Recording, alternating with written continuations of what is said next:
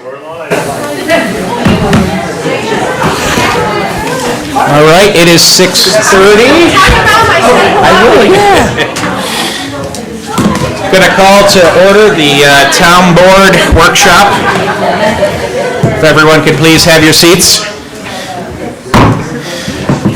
I would like to first today to invite up our Library Director, Adam Traub, and Town Engineer, Keith Mortimer, on future library preparation. They came to us a few months ago about trying to get ahead of this, as our library lease is up in 6 months, 6 years. 6 months? 6 months. No, that's a much bigger time. But, you know, we have a lot of really hardworking people on this, and they want to get ahead of it, and Adam and Keith they're doing a great job, and they're going to set us up with a little bit of a timeline, and we're excited to hear more because the library is an integral part of our town. So, please. All right. Thanks, Alex. Thank you all for being here. Can everybody hear me okay? Awesome. Thank you. All right. So, what Keith and I are hoping to do here is share a little bit of information and background on where the library is situated right now. As Alex said, we have just under 6 years before the library's lease is up. If you aren't familiar, the library is renting the space over in Webster Plaza. And we wanted to give you some background information on that and then lay out very roughly a couple of options that we may have.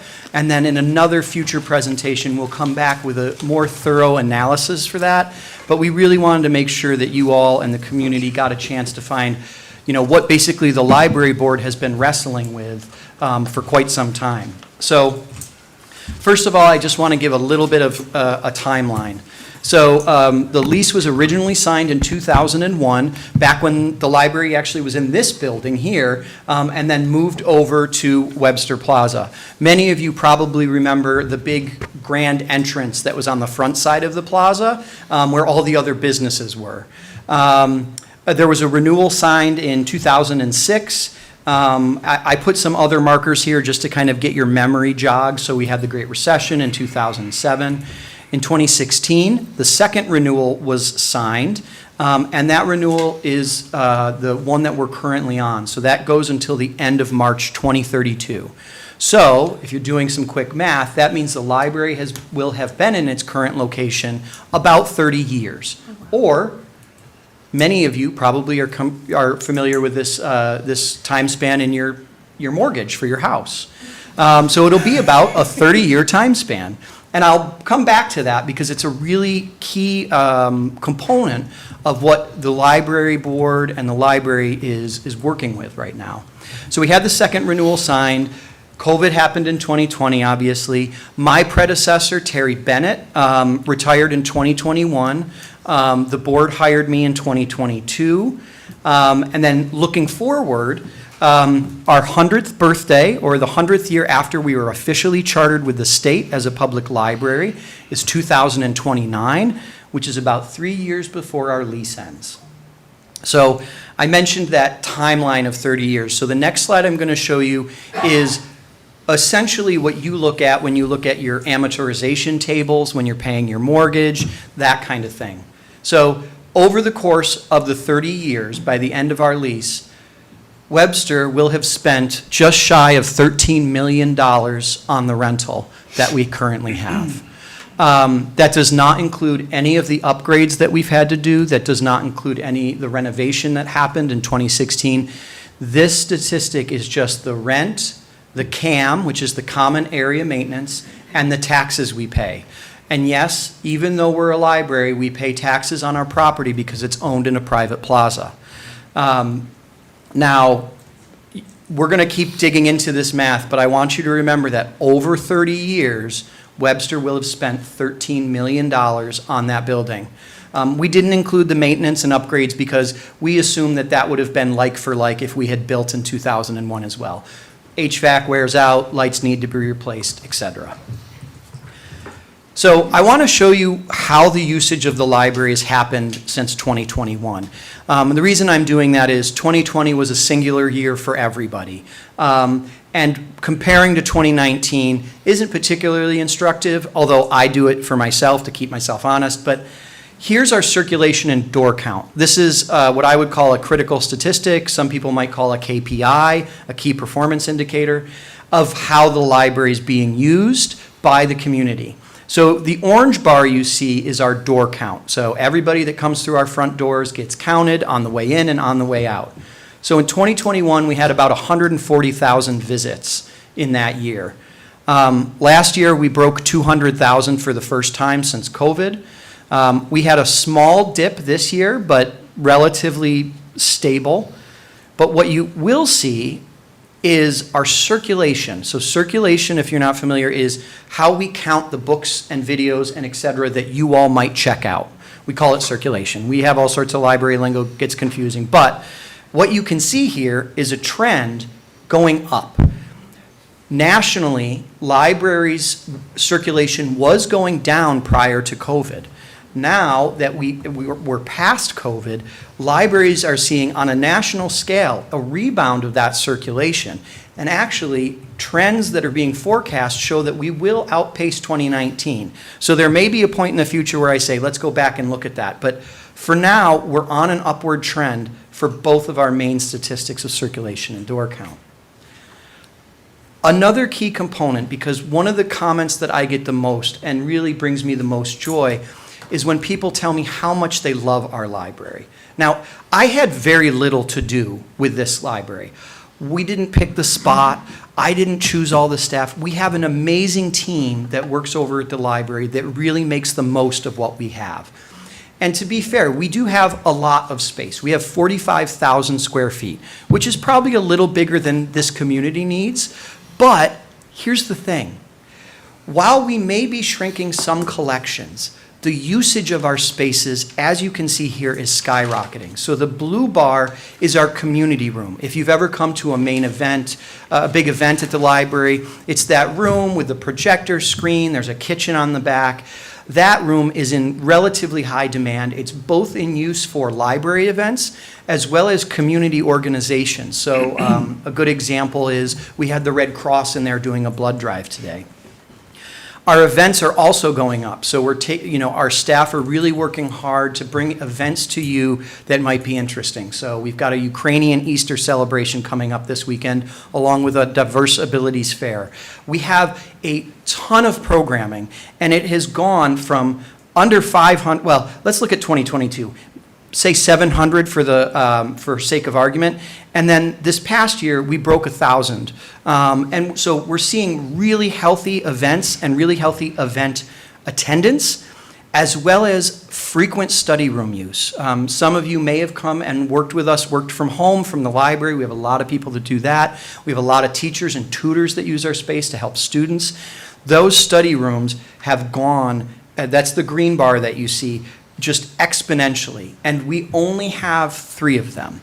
So that 3,000 or almost 3,000 last year means each room got used almost 1,000 times.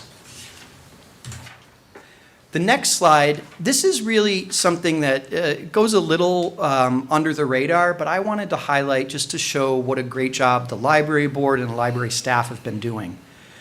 So the orange bar is our population, about 45,000, okay? In 2021, Webster had 12,174 active borrowers. These are people that use their library card at least once in the past 364 days. Fast forward to 2025, we're almost at 16,000. That's a 30% increase in the number of active users. I could tell you how many people have cards, and that number continues to go up because eventually they're still in the system but not active. These are active users in our community. So about 1/3 of our community uses our library on a semi-regular basis. So now I want to get back to some of the ways that maybe we could be doing better, some of the ways that give me pause as a library administrator. And John, I'll apologize to you because you've probably seen this one before, but I think it's new for everybody else. So in 2022, the board asked me to do a similar presentation. And one of the areas where Webster really fell down was our collections expenditures. And when I say collections, I don't mean debt collections. I mean the stuff that we loan out, the books and stuff. So this is how much we spent in 2025. You can see here that we just broke 150,000, and that's with the support of the Webster Town Board. We were at 100,000 when I first started in 2022. We were about, and you can see here, we're still playing catch up with a lot of our peers. These are the other our other peer libraries. You can see we still have a lot of catch up to do. So we've been slowly and steadily increasing that budget until we get up to that average line, so about $200,000 of investment in our collections. The reason that's important is because for every book we can't afford to put on the shelves, we have to borrow on your behalf. And for any of you active library users, when a new hot release comes out, you know you're going to be on that hold list for a while. And the other reality is, Webster, just like many of its peers, give our books to our residents first. So that means when I have to go out and ask another library for a book, Webster residents are still playing second string because we're asking another library to let us borrow that book. It makes perfect sense. They're responsible to their taxpayers, just as I'm responsible to you. But as a result, we see increased waiting times in comparison to our peers, which can drive people away. Now, this is another view of that first slide I showed you with the bar graph going to 13 million. These are the libraries in Monroe County that are most like us, what are considered large suburban libraries. What you'll see here is our buildings and maintenance expenditure. I have a little call out at the top of our blue bar, which tells you that this number is just the rent, the CAM, and the taxes. So when I sign that bill and our treasurer signs that bill every month, it's a $40,000 bill every month to keep that library open. Now, in comparison, we've got Greece, Fairport, Penfield, and Brighton. Now, three of those four libraries all own their building, or the town owns their building. So their maintenance and their building expenditure is relatively low. There's no bond on their current building, and they're paying just to maintain it. Fairport, on the other hand, also rents like we do. Fairport is one of the best funded suburban libraries in the county, and you may wonder why, if I'm comparing rent to rent, why they're so much lower. I can't speak to that. What I can speak to is this is today's reality. So we've got 6 years to really figure this out and what we want to do as a community about how do we solve this. There's always the option of renewing a lease, but I'd like to posit that a more fiscally responsible option might be to investigate alternatives. So I believe that's my last slide. Sure. And so I am going to introduce Keith Mortimer, our town engineer, who's been a great colleague and partner in this effort. Do you want to switch, or do you want me to pass the mic? Here, let's switch. All right, so for those of you who don't know me, Keith Mortimer, town engineer with the town of Webster. A lot of new faces out there in the audience, which is great to see. So we're going to talk about what's next, and what's next is sort of where the engineering technical side might come into this. So we've got about 3 options. We could lease or rent. We could buy a existing structure and renovate, or we could build new. One of the things I'll talk about, or I want to just remind everyone about rent or leasing, is if we were to lease in place where we're at today, we are likely to need to renovate that space as well. So those dollar values that Adam just showed to you of that 12, 13 million, and let's just say that holds steady over the next 30 years, we can expect another dollar value on top of that. What it is, I couldn't tell you today, but it would add considerably to that. So let's talk about where we're kind of at today and where we think we might be headed here. So Adam and I have had off and on conversations throughout all of 2025. Casual conversations, hey, we know this is coming, And we made a commitment that we would start truly getting into the weeds on this shortly after the holiday season of 2026. Adam went away to Puerto Rico, I went away to Puerto Rico. We had to get through our vacations and whatnot and deal with our winter here first. You so. couldn't do some work in Puerto Rico together? No, well, we probably could have. We might. We could do that. We could do that, yeah, yeah. I'll be down for it. Okay, well, you know, it's, but that being said, when we got back, we got together and, well, say, about the last week of February, we really had a hard conversation. And really, that conversation was to figure out where we're going, you know, we know March 31st of 2032, which Adam has drummed into my brain at this point. That is when our lease is up, right? So we're roughly 6 years away from that. And we want to get out ahead of this. So we want to get everyone acclimated to some thought processes. We don't want to get to, say, July of 2029 and say, oh, what are we going to do? What are we going to do? What are we going to do? What are we going to do? And try to rush it through. So this is going to, we hope this gives us a lot of leeway to kind of really evaluate, think through this, and come up with the best option and the best approach for our town. At the end of the day, everything ends on March 31st, 2032. We either renew our lease and we stay where we're at and we think about what we'll do with the space as we have it today, or we think about building new or renovating an existing structure. Either one is very plausible at this point.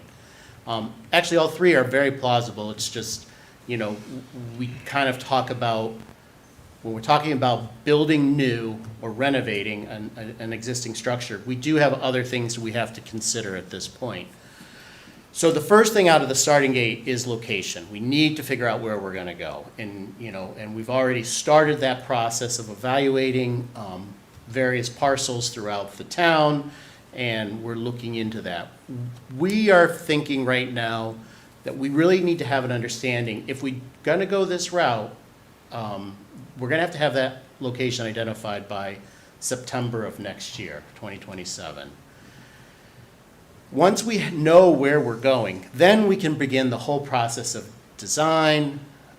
We can go out to the construction, go through all of that, and finally move into what might be a new space. Again, whether we do this or we stay where we're at today and just renew our lease, we all end on 2032.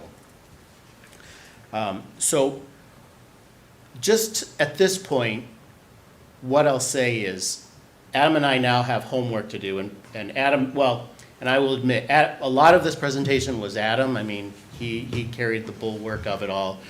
The next one will probably be a lot of me, and that's where we're going to go through those three options and sort of give everyone a flavor of cost, what we think each one of those options are going to cost, some pros and cons, and then certainly get input from the community, from the town board, because we really will need to understand here very shortly, hey, if we are going to proceed with build new or renovate an existing structure, we kind of need to know that in short order so that we can continue this process of looking for space, land to build on. We'll probably still continue that process, just running on a parallel path, but we do want to get out in front of everybody these three options and, you know, like I said, what we think the costs are and what we think the pros and cons are for each one of them. And with that, Well, thank you. thank you very much for this well-thought-out presentation. And I'm glad to see you had the foresight to start planning ahead, because 2032 is going to come before we know it. I've written down a few questions. Obviously, personally, I don't want to continue to rent because I feel it's a waste of taxpayer dollars. And let's not kid ourselves. This is not our money. Okay? It's the taxpayers' money. So in planning, I'm a staunch advocate of putting money aside in reserves, knowing 2032 is coming. All right? And we know the building's going to cost millions of dollars. So have you begun to put money aside in the budget Yes, so one of the things that I worked with the previous administration on was growing our fund balance. So Yeah. since 2022, we had a balance of about 100 and, I wish Paul were here, maybe 180,000. We're just about 900,000 right now. Great. And so we are hoping that we can, we're going to keep growing that fund balance to help offset those tax dollars. Thank you. I'm an advocate of that too, because it goes along with having foresight. You know, we're probably gonna need to build new, and a lot of the information you've put forward tonight, I'm very happy to have received it, because it's very, very important. I mean, we've seen the financial impacts in several of our projects that we're doing in the town because that foresight wasn't there. And it hurts the pocketbook of the taxpayers at the end of the day. Because if we had set aside, as we're doing now, significant monies for the next upgrade of the sewage treatment plant, we would not be bonding as much money as we're bonding. We're putting, the town in financial risk because we're having to bond so much money. So do you have, and I know you, at least when I was liaison to the library, there was money that it was gifted to the library. Will that money be available to, some of it to be dedicated towards this new building, would you say? So I can't speak for the foundation board. I think that's what you're referring to. Is Yeah. I can't speak for the foundation board. I would imagine that there would be money available, yes. Okay, it's a conversation you'll have down the road. Yeah, and one that I think the foundation would welcome. Okay. So have you taken a look at, because I know there's a lot of open space down there that's, when you're walking in, there's a lot of open space as far as square footage. So when you go to plan your building, it's, you can get a rough estimate of the cost based on square footage. So have you come to a decision as to what you're gonna need for square footage, or is that something that you're gonna continue to work on? Well, there is I think, what did we say? Well, the square footage size it's about a square foot per resident. Oh, I'm sorry, yeah. To give you so if you have 45,000 residents in a community, the rough mark is 1 square foot per resident for a library. So you've got 45,000 square feet right now. We've got, Yes. what, 45,000 people roughly in Webster? Yep. So you're talking about having a library that's the same size that has a lot of square footage is not used right now? Well, so I think that's kind of where, No, I can, yeah, no, that's kind of where this whole, if we were to stay in that space, to make it more usable and more efficient, we'd want to renovate that. You're right, there's a lot of dead space in that. When you walk in, it's maybe not utilized to its fullest potential. So I think that's the conversation we get into when we go, if we do build new, is when we get into programming with a design team, is how do we gain all of the services and all the wants we need for the least amount of square footage, right? Yes. And be as cost effective about that as possible.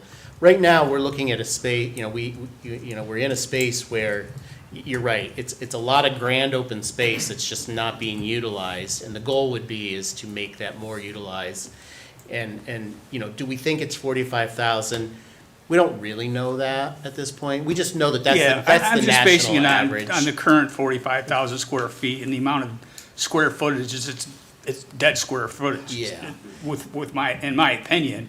So in my conclusion to that would be, if you were going to build new, you don't need 45,000 square feet. I don't know how they came up with that metric as far as, 1 square foot per Resident. resident, yeah. Yeah. I mean, I will say, if this, when the library flipped its entrance, I don't, the history that I've gathered, I don't know that was a particularly library-led effort in terms of thinking about how that space was laid out. Yeah. I can tell you at a bare minimum, we need more study rooms. We need a larger community room. And if I could renovate or start with a blank slate. I think we could build a smarter library more effectively. No doubt. And I agree with you, there's a lot of open space that, we try to make use of, but could be better used and better planned, for sure. So I don't mean to get into the weeds on this, and I apologize if I'm asking questions that aren't appropriate at this time. But I have a question about, you talked about the community room, which is used a lot. Yeah. And the community as a whole benefits a great deal. Do you charge rent for that community room? No, it's free. We do encourage donations, but generally speaking, no, it's free. I would say there's some community groups that regularly donate, but it's few and far between. Okay. This may be inappropriate, but why do you not charge rent? If you are planning on building, you need revenue, the revenue could offset. I mean, philosophically, the reason, first of all, that's the way Webster has been before me. But if I were to make that decision, I'd make the same one. And the reason being is that the community paid for that community room already. And so in many ways, Okay. they've already invested in it. So that would be, and I feel that way with the books and just about every other thing that we offer as well. I'm not saying it's a positive or negative. Oh, no, I'm just no, I being agree. curious, so asking the question so everybody, It's a good question. everybody knows. And I would say totally appropriate, in my opinion. Would it be appropriate for you in the next few years to have, maybe Kyle, you could weigh in on this, fund drives to help fund the new building, if we go that direction? Is that legal? It's not legal for the library to do. It is legal for the Friends and the Foundation to do. Okay, Yeah. great. Yeah, Do you have a parcel in mind? no. And talking about, we've had some conversations, of course, about money, and, we're looking at grants. There are grants out there. There are also other initiatives through the library system that, have money associated with it that, we would certainly look to take advantage of, when it comes time. Well, it sounds like you guys are looking into every avenue, and I appreciate the input and the answers, and I'm sorry that I'm, taking up so much time. You'll probably have I more appreciate questions. your input. Part 2, you'll have a lot more questions. Okay. I can already see it. And I like questions. It's my job. Yeah, I see these guys all day, every day, so I like you guys to be able to answer anything you want. No, John asked, I'm gonna get this closer. John asked many of the questions. The thing with size is you have to watch. 6 years is a long time. We don't know how the community is gonna grow, change and evolve, or how utilization is gonna grow over time. So just making sure that's taken into consideration with the space will be very important. So it's not only built for the need in 3032, but the need in 3062. Oh my gosh, Jennifer. Yeah, You know how old I'll be. yeah, but there'll be a lot of people who are, yeah, I mean, I grew up here. When the library was here, I spent much time in this area going through encyclopedias to write papers, in the 4th grade when there was no internet. So Yeah. when dinosaurs roamed the earth, that's how we did things. But that's why, libraries are such a key part of the community, not just Yeah. for the books, the space. And, I'm the liaison now to the library, so I've been in the weeds with Adam on this. I think he's doing the right thing, he's looking ahead. Adam, to kind of dovetail off of Jennifer's thing, how do you kind of think about that, of how the library's changed in the use of residents now, and how do you and fellow librarians think about that as you plan to the 2060, as Jennifer said? I'll be retired by then. But seriously, I would say the role of the library, there's a lot of professional hand-wringing that goes in library circles. What are we going to do when the internet came? What are we going to do that AI is here, et cetera? The library, a book is a piece of technology. A book is a way to share a story, to share information, to help educate. It's just a format. And while it's a format that's very accessible and very familiar, and hopefully familiar to kids that are the age of my kids, it's really about connecting people to the information and the expertise that they need, and hopefully when they need it. So I don't see the role changing as much, but I do see the way we're being used changing. So there's obviously more demand for digital services. Digital services we don't own. A book we can resell.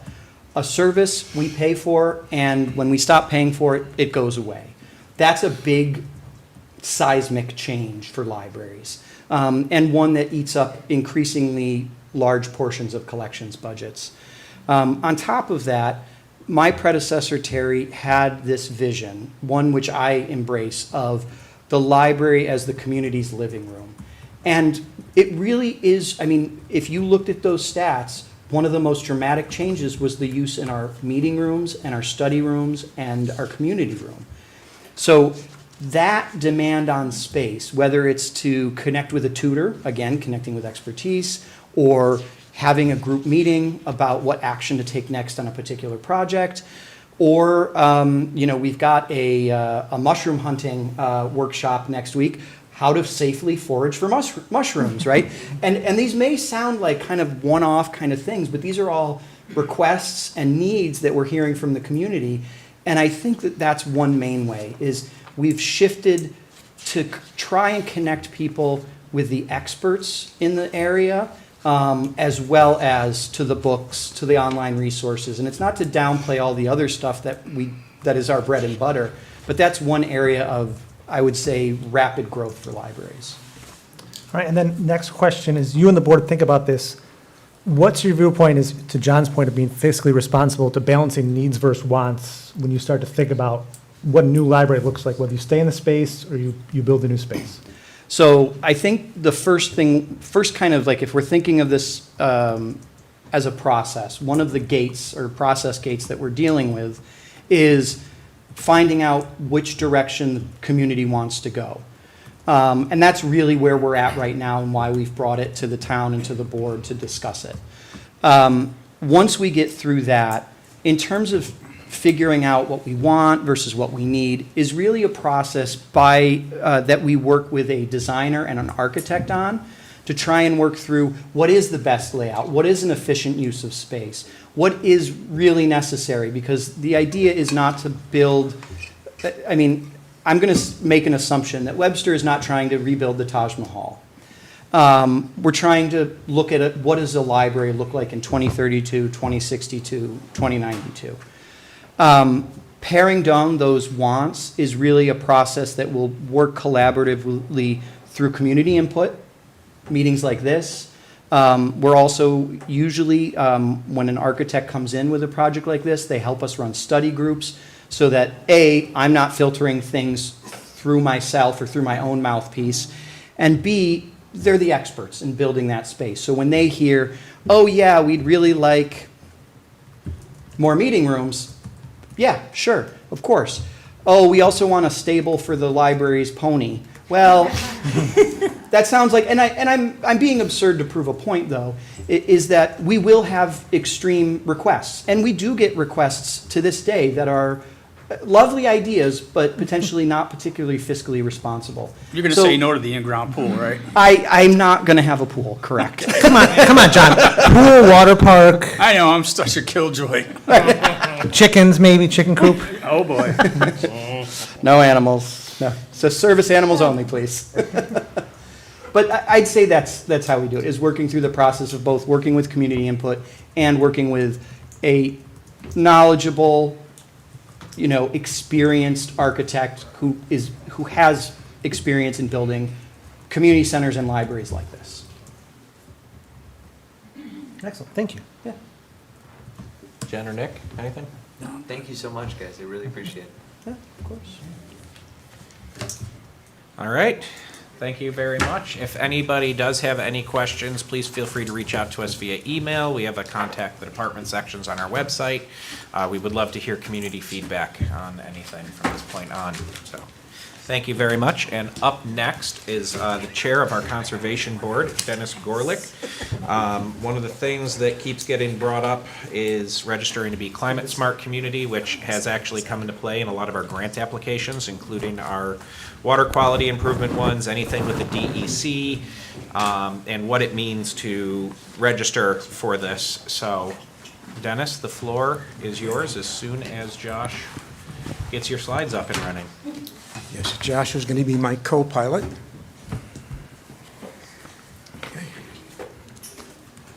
Okay, here we go. So the questions, I know everybody holds them till the end, so please do that. I did provide a lot of material in your package, supporting material, and I'm definitely going to go over that because some of it's kind of dense. It's the underpinnings and what lies beneath the slides. So they're a little dense, so I didn't want them in the slides, but we'll hit the high points when we get to them. Okay, let's get it. Oh, there it is. Okay. Climate smart communities. I'm going to hit 5 major areas, and when I finish, you're going to be experts in this area, believe me. Okay. Oh, one thing I wanted to say before I started. This is listed as the Conservation Board's presentation, and it is, because we worked on this kind of as a group. But I worked on the final slides, so any errors are mine, but there are no errors, so just want to let you know about that. Okay. We'll hit 5 things. What a climate smart community is. What it really is, there's a lot of misconceptions about what it is. Hopefully I can make that very clear to you. Why should we register to be a climate smart community? What's in it for us? What's the advantages? What's the cost? Why should we even think about it? What's in it for us? We're also going to look at which of our neighboring towns have already become climate smart communities, why they did it, how they did it, and what's in it for them. What's their benefit over where we are, because we're not yet a climate smart community. What benefits that they have that we don't have in terms of environmentally based grants or grants that do some of the things that we're normally doing anyway, as a matter of course, in making the town better. How to become a climate smart community, and who does the work? It's always resources. Do we have all the resources in the town? And I'm pretty sure I can show you that we do. Let's go to the next slide. Okay. What is a climate smart community? So it's a program. It's primarily run by the Department of Environmental Conservation of the state, but it's a program that, believe it or not, they don't have a lot of control over what you do. They have very little control over what you do except the description of how you apply for the program. Once you get in, you're very open in the kind of things you do to qualify and move through the program. It was started in 2009, and it was an interagency initiative. By 2018, there was so much interest, they set up a web portal because they were getting so many applications, a web portal to set it up. And then in 2022, they added regional climate smart community coordinators, people whose main job is to work with people who want to get in the program, benefit from the program, and help them go through what they have to do and to identify opportunities. So that's a resource we'll talk about later. I've been in touch with our regional coordinator, and she's been incredibly helpful about telling me just how the program works and how to apply for it. What's in it for Webster? A couple of things. We know it provides grants and technical assistance. That's one of the things our coordinator does. She helps us identify appropriate grants and provides technical assistance for things that are appropriate for the community, things that are on our comprehensive plan, things that we're doing already that we could benefit from and possibly do better since we're already going to do them, and put less burden on the taxpayers because those grants can offset some of that cost. And I don't want to get too far ahead of myself, but I like the idea of somehow taking the taxes that we pay to the state, and we do get some things from them, but this is a way for us to do things for the town and to take advantage and to recoup some of those funds that we put into state taxes to help us do things we're already going to do for our town, or things that we can do that will add to the quality of life here and not add any additional cost. And all of these grants and technical assistance kind of go to the major focus of the Climate Smart community. It's that whether or not you have a firm idea of what you think is causing climate change, there is climate change. So I'm not going to debate that, but that's something that things are different. You can either adapt to it or ignore it and let it kind of run over you. And you can also do things that help reduce some of the things that add to climate effects on a local level. This is a local program, even though it's funded by the state, and they're very aware of that. Okay, let's get into what are some of the advantages, and these are pretty clear advantages. I mean, these are granting advantages, and these grants are all grants that tie in with initiatives that look at improving the quality of life that in spite of things that are happening in the environment. Pretty rainy yesterday. One of the things that happens in change with global warming is you get more water evaporation, you get more weather, you get more rain, you get more events. And I got soaked getting to my car yesterday and took about a half an hour to get home because I couldn't see where I was going. Just an aside. Okay, we've got grant programs listed. These are not all of them. We've applied for some of these in the past, the town, and we've done it pretty well. But about half of the towns in Monroe County are already climate smart communities. When they apply for a grant, depending on the grant, you can see CSC benefit on that right-hand column. The grant gets reviewed. The grant might have 80 or 90 or 100 points that the reviewers base their scoring on. If you're a climate smart community, you get extra points. And that would be a nice thing to have for some of these grants. You can get a very small amount of points if you're what we call a registered community. I'll explain that to you later. That's the easiest thing to do. It's the fastest, but you don't get very much benefit. It's saying, yep, we want to be on board, but we're not really doing much about it. If you look at that first column, you see 2 extra points for registered, 6 extra points for bronze. These are different levels. If you actually do some of the things that they have on a whole list of items, which are things we always do, I'll go into those in a minute, you actually get more points. And you have to take the first step to get involved, and it's fairly easy. I'll spell it out later. Climate Smart Community Programs. We also planning grants to buy property. Didn't we just do some grants to try to see if we can get a grant to obtain some property to use and to preserve? These are grants that if we had that Climate Smart designation, we would start off ahead of any towns that don't. Right now, we're kind of at a disadvantage when we do these things because a lot of towns have that advantage and we don't. Let's take one more. I want to take a look and kind of define this. This is a little bit of a busy map, but the main point here, this is all of Monroe County. And this is one area we do compete with. We also compete on some grants with bigger things, but normally we compete with this area, with towns in this area for some of these grants, or this is the Finger Lakes region, all of these things that our consultant and coordinator is responsible for. Monroe County is a little piece of that, and about half of the towns in Monroe County are Climate Smart registered. So we're not. Where's Webster? Missing in action. See that big question mark? We're not in the program. We're at a disadvantage when we go looking for grants, and that could be an issue. Okay. In the whole Finger Lakes region, there's about 45 Climate Smart communities, and that again is a little under half of the community. Let's see. Okay, now we're going to get to the nitty-gritty.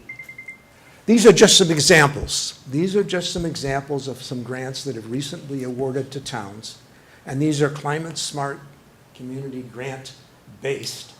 The first one is Gates. It's a fairly big one, but it was over 2024, 2025. Gates is kind of a pretty good example when you start talking about this part of New York State who's done pretty well. They've very gradually done a really focused program to look at programs that they normally would have already done in their community. How can they get some help from the state to do this through these programs, and also be kind of a leader in looking at how do we plan for changes that might affect Gates based on changes in climate. And that's what all these grants do. I'm going to hit some more later, but this is a main one. This is a vulnerability assessment, just to take a look at things, what might happen and what will probably happen. And before it happens, like the library thing, let's not look for a place to build a library and spend the money 6 months before we have to do it. Let's plan ahead and look at things that could happen and try to figure out how we could reduce the impact. The second two are 2026 projects. The City of Rochester just got a big grant to add off-street bicycle and walking lanes. And the deal was that if you could have them in areas that are normally a lot of local car traffic, especially going to schools perhaps, or to shopping areas that are near communities, that you could reduce the amount of travel by cars and make the place more pedestrian friendly. I know we're thinking of some of that pedestrian friendly changes, both in the hamlet and in when we talk about the comprehensive plan, thinking about how do we get some sidewalks in areas that will make movement along those areas of pedestrian traffic and safer, and also cut down on the use of cars. Excuse me. Ontario County recently won the whole county for a $60,000 grant, not in Monroe obviously, but nearby, to develop an organics waste management plan. Does that sound familiar? I'm wondering. I have a tendency to wander when I get in front of a microphone. Okay. We have a big program now that's a really excellent program on waste management, a new treatment plant, working with Fairlife, a lot of good things that go on there. And there are grants for counties. This grant was to decrease the total volume of waste because they knew that their processing plant was going to be going offline. Different situation, but that's another place where we did get funding, but maybe we could do better. If you take a look, I didn't bring this up. I gave you in your package one thing that I wanted to take a look at, because this is a press release. January 2nd, 2026, DEC announces more than $22 million for Climate Smart Communities Grants Awards. Climate Smart. Be nice if we had that designation. I'm just going to point out a couple of them. You know, it's not all about the grants, but that makes it nicer, and it costs the citizens of the town much less. I'm going to point out a few. Let's go to, they're organized by area. Finger Lakes, you can see again that City of Rochester one, and the Ontario County one. Let's see some other ones. Oh, if you look at Long Island, which is the next grouping, the town of Brookhaven just got a $500,000 grant for land acquisition to preserve natural areas. And I know we're looking to do the same thing. So those grants are out there, and they'd get a better chance of getting those. Where's another one? You can see a lot of them as you go through that are sidewalks and bike improvements, but there's one I wanted to point out. I don't want to belabor this. Where was it? There was one sidewalk, Woodstock. Okay. If you go another page or two, looking at the main title, Mid-Hudson. Go all the way down those Mid-Hudsons, and right near the end, almost to the end, the City of New Rochelle. Okay, $112 for citywide tree plantings.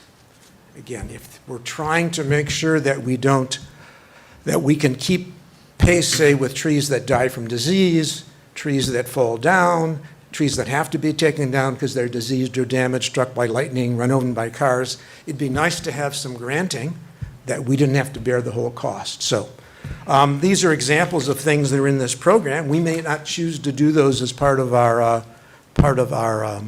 certification or part of our application, but there's a huge number of things that you can look at that would work with the town. So let's take a quick look at those. And the next slide, I believe, is how do we become a climate-smart community? Okay. This slide is, we've got one thing I want to mention first. I was talking, when we talked about grant advantages, about 2 or 6 or 8 points or 10 points that you can get as a additional grant point. The points that I'm going to talk about that you have to get or that you're required to get in order to qualify for some of these levels are actually what we call action points. And I'll explain that to you. It took a little while for me to understand it as well. There are 3 rows and 2 columns, okay? Let's look at you've got a level. There's 3 different levels. And I want to really just talk about 2 levels to keep it simple. And then the required tasks you have to do to get to that level, and what they call action points. We'll get into those action points. Some of those points are things like energy savings, gradually move from incandescent to LED lighting on street areas and in buildings. I think we're doing that. So some of them are very simple and things that we're already doing. Develop a plan to have more efficient waste treatment. Sounds like we're doing that as well. We'll get into that in a minute. Okay, registered climate smart community, that's the easiest thing. That's the basic thing. You essentially have to do things that I've done just talking to the regional coordinator. You don't have to do any of these action points. You don't have to get involved in any of the looking up what you have to do. It's a simple thing that says, passing a resolution, which they call the CSC pledge, that says, yes, we think there might be something going on. We want to play. We want to participate, but there's no obligation to do anything more. It's the first step, and it kind of gets you in the system. So you say, yes, I want to be in the system. The town board does have to pass a pledge, and I have some examples for you. It's fairly simple, and you can modify it a bit. Designating a primary contact person, I've been doing that with that's already been taken care of. I've been doing that with our regional coordinator. Create an online profile. She's already started that for us, but it's fairly simple. That sets the stage if you want to go to the next level, but you're not committed to do anything. And build a climate task force. That's an ongoing thing. It sounds like a very ominous task, but that is essentially the Conservation Board and the Community Development Group. You know, these are people who have some of a focus on it. That qualifies as a task force. So all of this has pretty much been done except the pledge. It just gets you something. The next level, certification, there's a couple. You have to do a little more, but it's not a whole lot more. You essentially have to look at this long list of possibilities that are customized. You can customize and pick and choose anywhere, any of 100 different actions, many of which we already do. There's no forced actions, and you have to complete them. We've done many of them. One of the other things I've given to you to take a look at is a pretty dense one. I don't know if you have, Josh, can you zip over to the spreadsheet, or is that something a little difficult to do? Okay, in your packet there's a spreadsheet. We wanted to find out before we did this, and it's got a lot of columns and a lot of lines. It's a spreadsheet that looks at all of the different... Sorry, Dennis, but it is running late, and since we are Well, we not got about, running through got the 2 slides. certified sections right now, I do want to give the board time to ask you questions. Okay, they'll be fast. Okay. The bottom line is if you look at that spreadsheet, there's hundreds of actions. Many of them we've already done. Josh's group looked at what we've already done, and if we look at how many points we might get, we're already past the qualified points. So if we want to go to the next level, which I think is worth it, you get much more benefit, 3 times the benefit in points or 5 times. And a lot of the stuff has been done. It's a matter of putting it together and getting it in. We're already what you call bronze ready on the bottom. We could do that today. We could certainly do the first one today because everything is in place except a resolution by the board to do the first step. Okay. Who does the work? This is where everything meets the road. We do have a regional coordinator, and this is free advice, free technical advice, free training, free identifying appropriate grant opportunities and helping us put them together and ushering it through the system. So that's a resource that's incredible. Let's go to the real resources that might be more of a concern. Let's go to the town resources. That next slide. As we look at what resources we need to do this, I could not find any additional resources that we need to do this. As you can see on the top, we've got the Community Development Group, you've got me, the Conservation Board, that's already been done for registered. Putting together that big spreadsheet, some of the same people in Josh's group would be doing that, and it's really very no additional, it's designating people to work to put it together. So and there are other resources we could probably count on. I already have my eye on a couple of Josh's interns. We'll have to work on that if we need that to help a specific thing. And I know that there are a lot of Webster citizen groups that would be only too happy to work with us to help us identify opportunities that they might help with. Friends of Webster Trail and so forth, Green Webster. Let's go on to the next one. Okay, it was fast, and I only started about 5 minutes late because we were librarying, but that's okay. Climate smart community, right. What is it? Why should we do it? I think it's pretty obvious. It's A, the right thing to do. B, we're behind the 8 ball. C, we can do this and do things that will help make life better for the community, because many of the things we're already doing, and my question is always, why wouldn't we do it? Because we leave money on the table we've already paid into the state to do these projects. Why would we start off our grants on a back foot with other people ahead of us? Why would we do that? So hopefully you've got a pretty good idea. If somebody said, what is it? Why should we do it? What's in it for me? And who does the work? I would hope everybody would know that. So you've got my 15-minute talk in 12 minutes. Dennis, but I just want to ask the big question that we're all going to know is, can the DEC and who owns this program dictate what we can and cannot do? No, that's kind of, no. The beauty is there's so many choices, and if you go through that, I think there's 112 different items you can choose and pick from, and if you pick the right 15 or so, you already are kind of in the next thing, and they can't dictate any of that. What entity in the state has jurisdiction over this? I'm sorry, I think it's DEC actually Okay, is the so over. if the governor, stated that she wanted something mandated with respect to those communities that are climate smart communities, as she has done with her 2030 plan, Okay. the DEC would be bound to implement if a law was passed by the bureaucrats downstate. I guess my only response to that would be, I know the program has been in effect since 2009. I know there's been a number of governors, and I don't think there's ever been a mandate that changed the focus of the plan. But my Again, question is, could that happen? You're saying that it can't I would say happen. anything could I'm saying happen, it but I could. think it's unlikely. Based on But history. it could. It could also If happen the, if the to legislature non-registered decided communities. to mandate something for the communities that are climate smart, Yeah. they could do that, correct? It's been a pretty independent organization. I don't think I could say yes or no on that. I'm not in the position. I think the answer is yes, they could. Because they they could- they generate could- the laws and the mandates. And then Look I what think- happened during COVID. I They- think the town would then be able to withdraw themselves Oh, from that's the right. We're program. not It is a obligated voluntary to- program. That's true. Good point. We're not Is there obligated to is there remain. anything documented that we could withdraw from this program if Oh, we, yeah. if we wanted to? Yes. Doc, I haven't seen it. We can withdraw. We can decide we don't want to play. It's a voluntary program. It's a totally voluntary program from the towns. Yeah, but all the Isn't there a material I've read, I 5-year haven't seen anything that commitment? said we Okay. can voluntarily opt out once we opt in. No.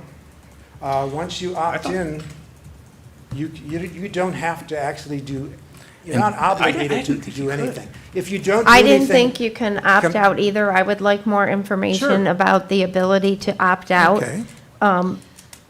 Some of the concerns I have is that, and Josh, you can maybe talk to this, Mm-hmm. is that the town staff is already taxed and stretched very thin.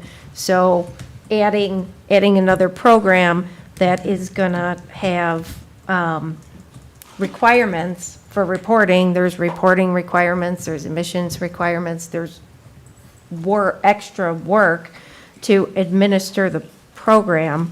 So I did see on the presentation, department heads listed as resources, and what are your thoughts? Josh and Keith as a department head. No, that's a great question.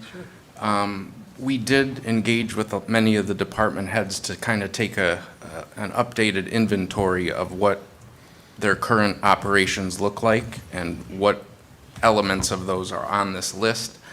And we did get a lot of cooperation. The sewer department is already responsible for routine reporting to the DEC associated with their operation. So it's really just a matter of collecting data that respective departments already have. And there is an annual reporting requirement.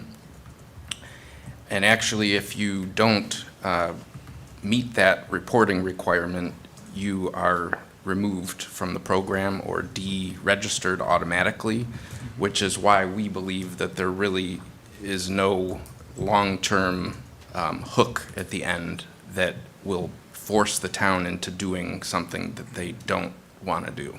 So you already have someone designated to head this project up? Yes, so is the my question. Conservation Board would be obviously assisting us a great deal. Who within the with Maria- management team, though? With Maria Dewar being our grant liaison, she already has a lot of information that we're tracking for these grants anyway. So, yeah, my staff working with Maria in addition to the Conservation Board and some periodic meetings with my colleagues and other department heads would be about all the effort, and I'm pretty confident that we would be able to make it work. So, but nobody currently has been designated to spearhead this project, correct? In Do you terms have of- the name of a department head that's going to be responsible for submitting all the requirements to the DEC for this project? Currently, do you have anyone, a department head responsible for it? Well, it would be my department, so I guess it would by default be me. Okay. And are you okay doing that? Yes. Great. You know, Josh, speaking of the workload, and there's other towns you mentioned doing this, have we heard back from other towns of how much that workload really is? Because as you mentioned, Dennis, if other ones are doing this, it's not an unknown. It'd be good to hear from them firsthand That's what a- it's like, That's a great point. so And, we're not surprised. do you want to talk Yeah, about we did, the- actually, what we did is, Chuck Zlotkin, who's on our Conservation Board, is also on the Monroe, he's a representative of our board from the Monroe County Environmental Council. And we did a survey asking all the members on that board, so that all the towns in Monroe County, including Pittsford, all the towns around, a survey about climate smart, whether they're in it, why did they get in it, what sort of demands did it put on their resources. And there was only one town that thought about getting an additional person, and that was Penfield, who decided to go a different way, and now they've decided they're actually going to apply for it because of the way they went of getting a person and setting up something that wasn't quite in Climate Start, didn't work out.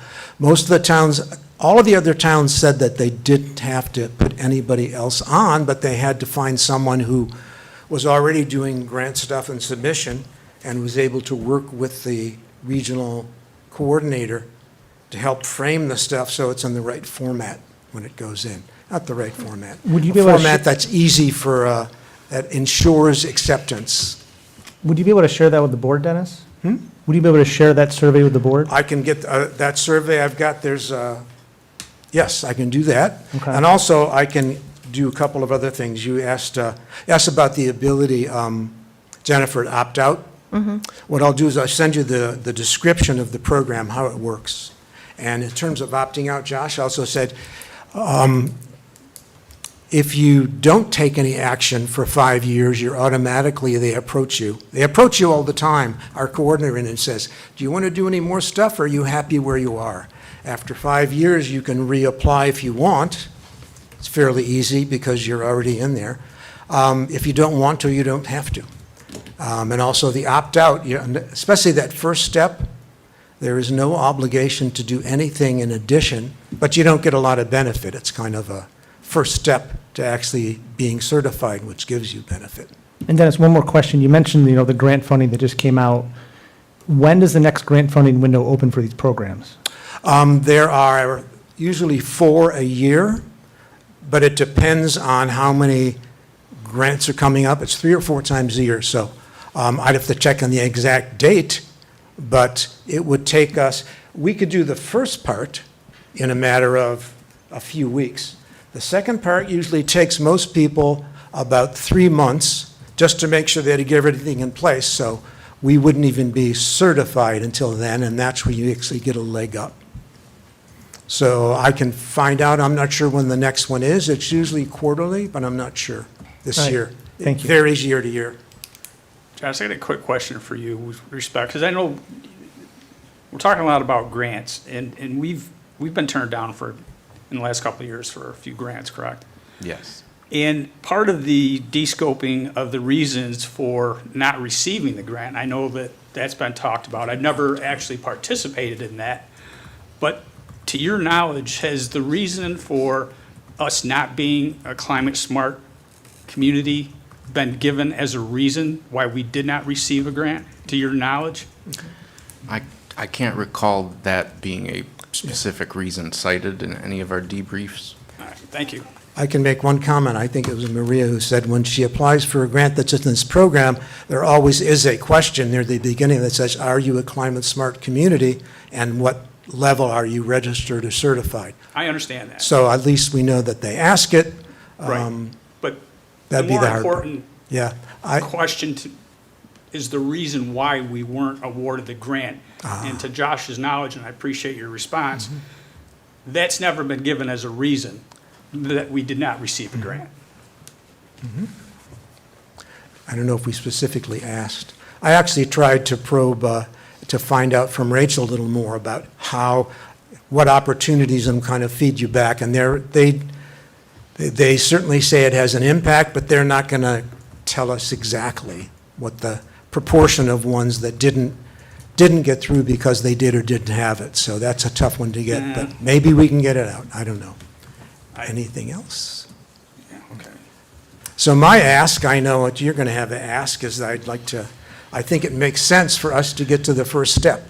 The first step is easy. There's definitely no commitment, but it puts you in the position to go to the next level if you want to do that, which I would certainly move for, but So for clarification, Dennis, if it's okay, so that first step being to actually just get registered into the program, and that's just simply by setting up our online profile, having a contact person, and then having a task force. having a resolution, And yes. that's an automatic 2 points. That's an for automatic, registration. well, for grants, it's 2 points, yes. Yes, Well, that's for right. not every program, but for most programs. For It the varies by DEC program. grant specifically. Yeah. Now- The next step 2 would be the bronze certification, and that's been the brunt of the conversation about what it takes to compile that information. I just want to make sure we clarify the Mm-hmm. Yeah, what- steps in yeah. terms in the process. That step gets you 3 times as many points in many things, not everything, because it varies. Sure. But it also, like you said, we've actually identified so many things we've done or are doing, and you can actually go back, I think, a year or 2, because they realize people sometimes talk about this a long time for these things. We actually have enough points, even at the minimum, because each one of these activities has a range of points. Even if we get the minimum points on everything, and we won't get more than the minimum, we have enough to become bronze today. As long as we had the mechanism and were able to document that we did those. So it's kind of a no-brainer if we want to go ahead with it. The question is, do we want to go ahead, or do we want to keep working at a disadvantage? That's my framework. It's also the right thing to do, as far as Thank you, Dennis. Dennis will be back later for answer any questions while we have that as a resolution, but it is now 7:39, so I am going to close the town board workshop. And I'm going to give us 5 minutes to run to the bathroom and prep for the town board meeting.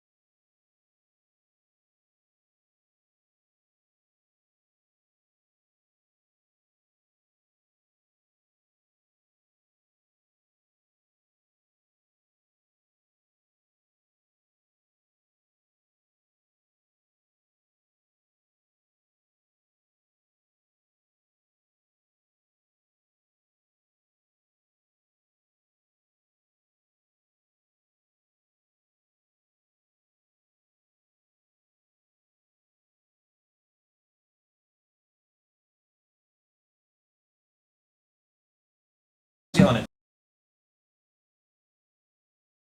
Now you brought it to my attention. All right, thank you all for coming. I will now call to order the town board meeting for April 16th, 2026. if you would all rise and join me in the Pledge of Allegiance. I pledge allegiance to the flag of the United States of America and to the republic for which it stands, one nation, under God, indivisible, with liberty and justice for all. Ms. Marr, would you do roll call? Supervisor Sheldon, Here. Councilman Cahill. Here. Councilwoman Wright, Here. Councilman Hunter, Here. Councilman Wagner, Here. Attorney for the Town Taylor. Here. All right. We will now do the open to the floor. As always, the rules are, you are speaking before the board. Please speak to the board, not the audience. Public comments are limited to 5 minutes to keep the meeting progressing. At 4 minutes, you will see me waving my hand. If I do not catch your eyes, I will mention you're at 4 minutes. At 5 minutes, we will be wrapping up and moving on.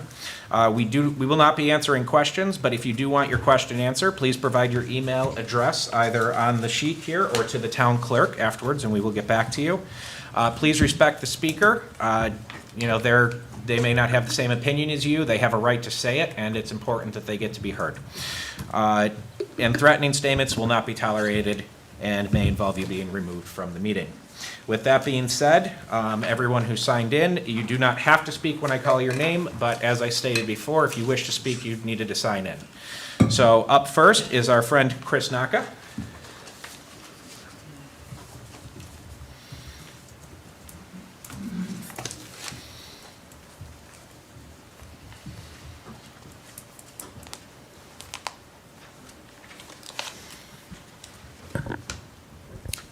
Chris Naka, 1065 Shoecraft Road. I had planned on coming up to the podium to talk about the cell phone tower. Last night at the Conservation Board meeting, it at least appeared to me that that presentation by Dennis was going to have the cell phone towers as the topic, and I was kind of really hoping to have, a bit of that floating in my mind rather than all the other things that I wanted to talk about at this podium tonight, because I felt like they really wouldn't have been productive, and to try my hardest to keep it on town issues, not personal issues. And because there were some pretty juicy little details that came out at that Conservation Board meeting last night that was not recorded, was not filmed, to my knowledge.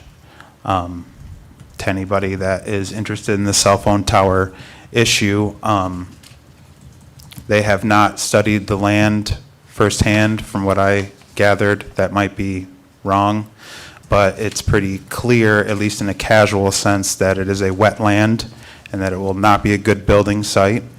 Another thing that kind of came out was that Verizon didn't even ask the town of Webster about if we needed a cell phone tower, or if we wanted a cell phone tower, or that, hey, we're coming to you because we see that you have a coverage spot.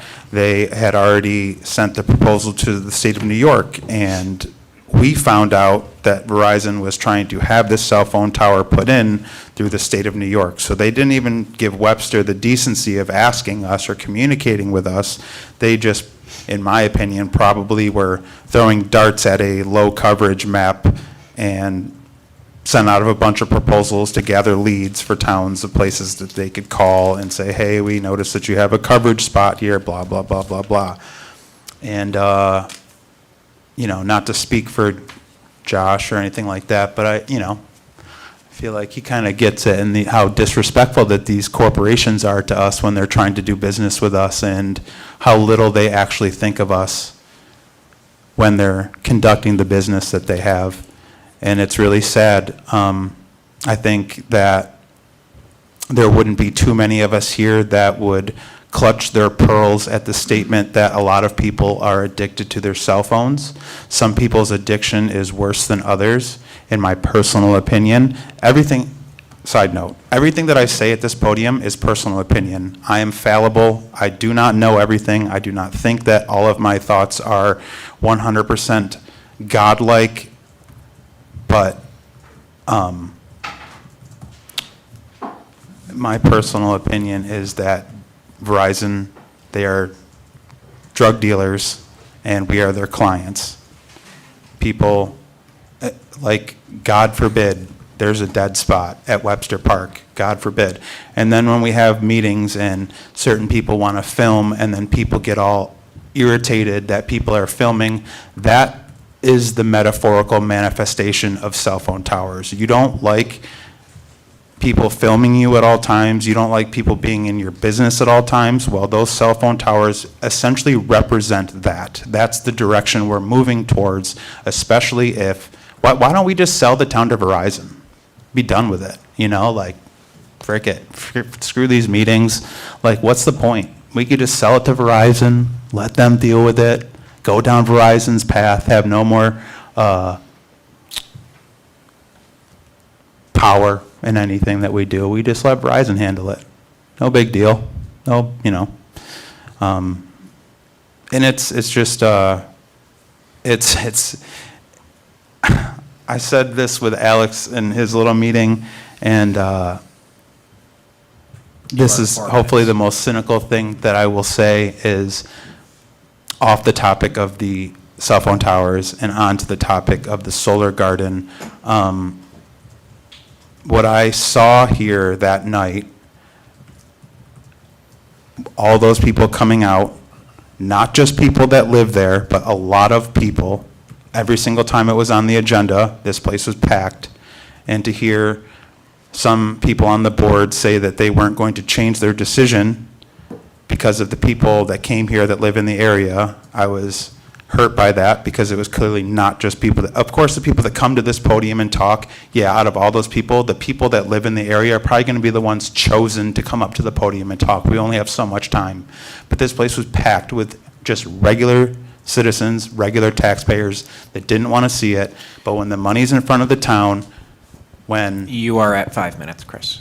when people ask, hey, we want to drop these bombs on these kids in another country, that's essentially the reverberation of what I think happened here. Is the money's in their face, they're going to say no to the people. We are moving on to the next person, unfortunately. Okay.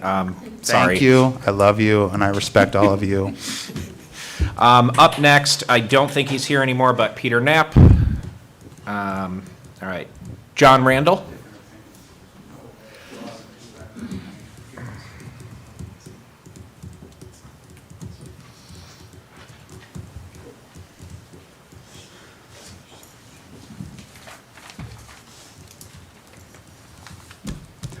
Is this on? Yes. My name is John Randall. I'm a resident of Webster since November of 2020. I want to thank the board for this opportunity to speak. And I did really appreciate hearing the back and forth because, of course, whether we decide to take the pledge to be a climate smart community is something that we do need to carefully consider. And I'm very interested in all the points of view. So a little about me. I'm a retired scientific software developer. I've been advocating for the adoption of the CSE over the past several years, as it's important to me personally to do my part to stop contributing to the problem, that is greenhouse gas emissions contributing to climate change. My home and my vehicles are now all electric, so I have put my money where my mouth is. So after the last time that I spoke before the board, I've studied the CSE program in detail, and it appears to be a straightforward incentive program. There were concerns that it was a land grab by the state, was the phrase that was used. I don't see any evidence of that at all. It is structured as a purely voluntary incentive program. The program establishes goals and then leaves it to the member communities to try to reach those goals. This saves because we're facing situations that we have not had to face in the past, so it's a way to share expertise to make that available to communities who are trying to get ready for what is coming. So by implementing the actions that they recommend, here are the benefits that communities are experiencing already. Cost savings through greater efficiency, greater energy independence and energy security, improved air quality by switching to clean energy, healthier, more walkable urban centers through smart growth, conservation of green spaces for recreation and biodiversity, reduction in future flood risk through climate change adaptation strategies, investment in an economy that supports sustainability and green businesses, and greater engagement with residents who care about the future of their hometowns.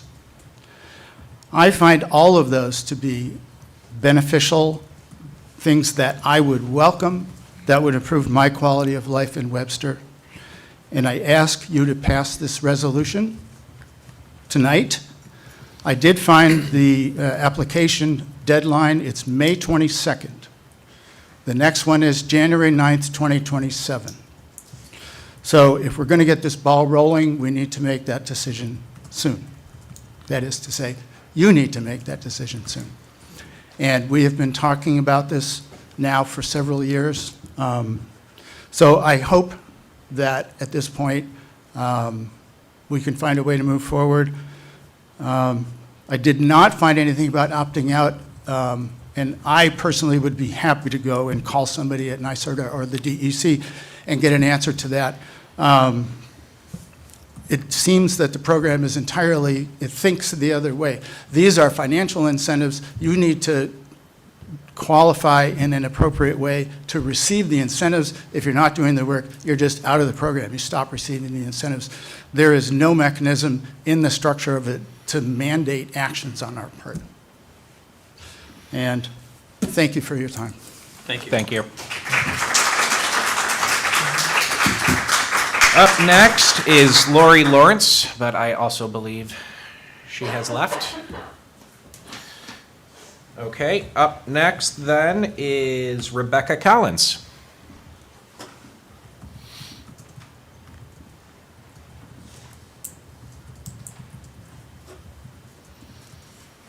Good evening, board members. Thank you for the opportunity to speak.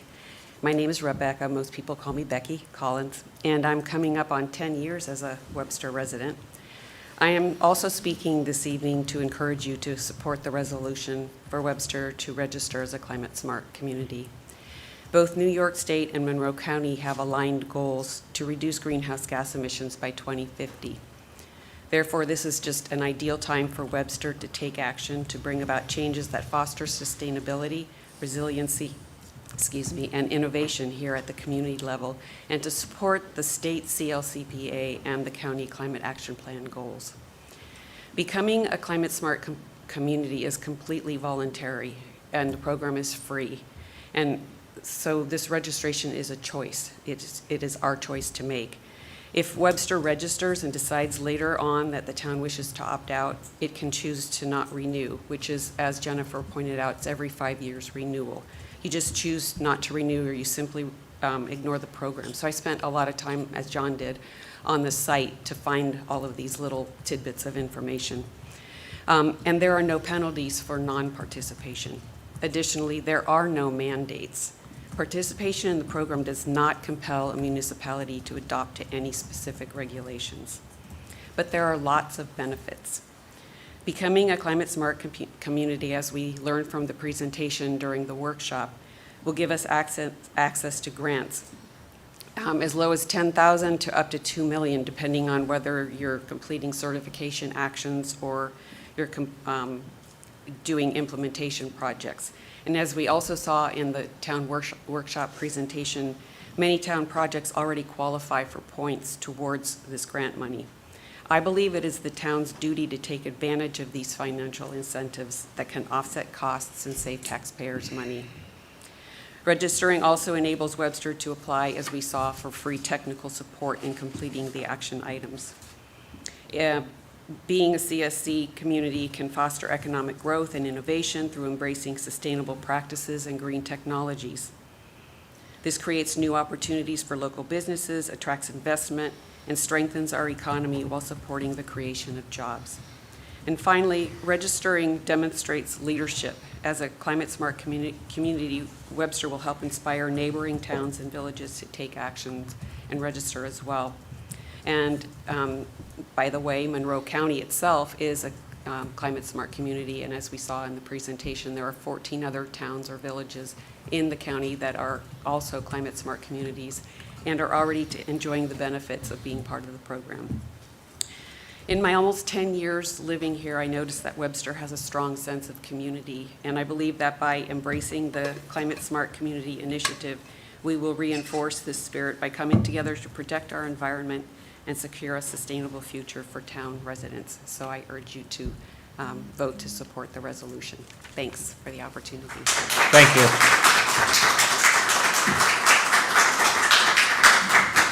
All right, I'm not going to attempt your last name, Leave, but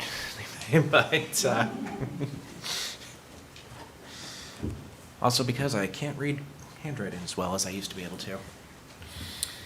Okay, I'm here. I'm going to make it brief. I'm here to make an emotional plea. We say to our kids that we love them, to our grandkids that we love them, but yet we are destroying their environment. What will they have left to live in? This week, a tree came down on the house of the neighbor. Thank God, nobody was killed, nobody was hurt, but their house is damaged. These things are happening more and more.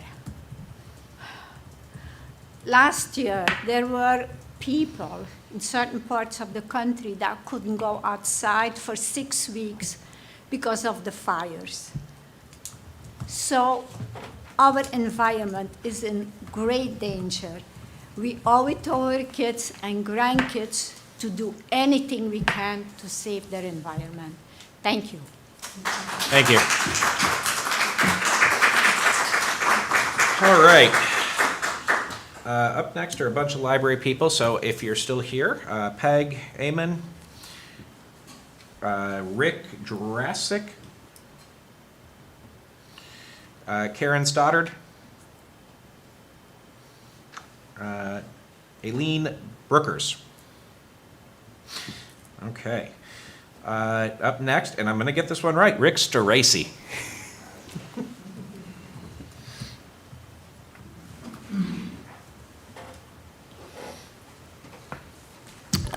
Good job, Kevin. Rick Staracy, I've been a Webster resident for 20 years. I'm here to talk about this cell tower again. I'm against it. I'm going to give you a couple of points, and I know that the folks at Verizon are going to say that they're not important, but I believe that they are. First of all, decrease in home values. There's been many national and regional research projects. Homes very close to the tower, within 500 feet, often sell for less. Multiple U.S. and international studies typically show that between 2 and 20% reduction in value when you're in the visible line of sight of a cell tower. Do we really want to do that? Visibility matters as much, if not more, than distance. All right, so if you can see this 135-foot cell tower from your house, your potential customers to buy that house are going to probably walk away. So, and buyer perception is very important. I've been a salesman for 48 years. Perception is a lot stronger than fact. All right, so Verizon's not going to be able to fight that. The other thing is, even if the RF exposure is within FCC limits, and by the way, those limits were written in 1996. I've been in the electronics business for 48 years. What was written in 1996 has nothing to do with today's power that's coming out of a cell tower. But Verizon continues to point to that mandate or to that issue. All right? They always talk about that. It's ridiculous. So I'm going to ask you to please preserve the home values of the residents of Webster. That's point number one. Harmful to human beings. Nobody wants to hear this. Everybody says, well, it's not harmful. Well, there's a lot of studies that say that it is. All right, the Belmore study in 2022 was one.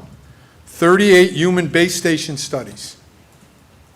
73.6% report significant effects. That's a lot. The Levitt and Lai 2010 review, 100 base station antenna studies, 80% report biological effects near towers. So I'm going to ask the board, if we're going to make a decision, all right, let's err on the side of caution. Let's get more and more facts. Verizon tells us there's no issue. Well, they're a little biased. All right, let's pay attention to that. I've got more studies. The effects on wildlife and the environment. 1, 2, 3, 4, 5. I've got 6 different studies here in France in 2003, in Egypt in 2007, in Germany in 2004, newer one in 2011 in Brazil, 2017 in India, and a new study in 2021 in Brazil say the exposure to RF radiation is devastating to wildlife. Okay, we need to pay attention to that.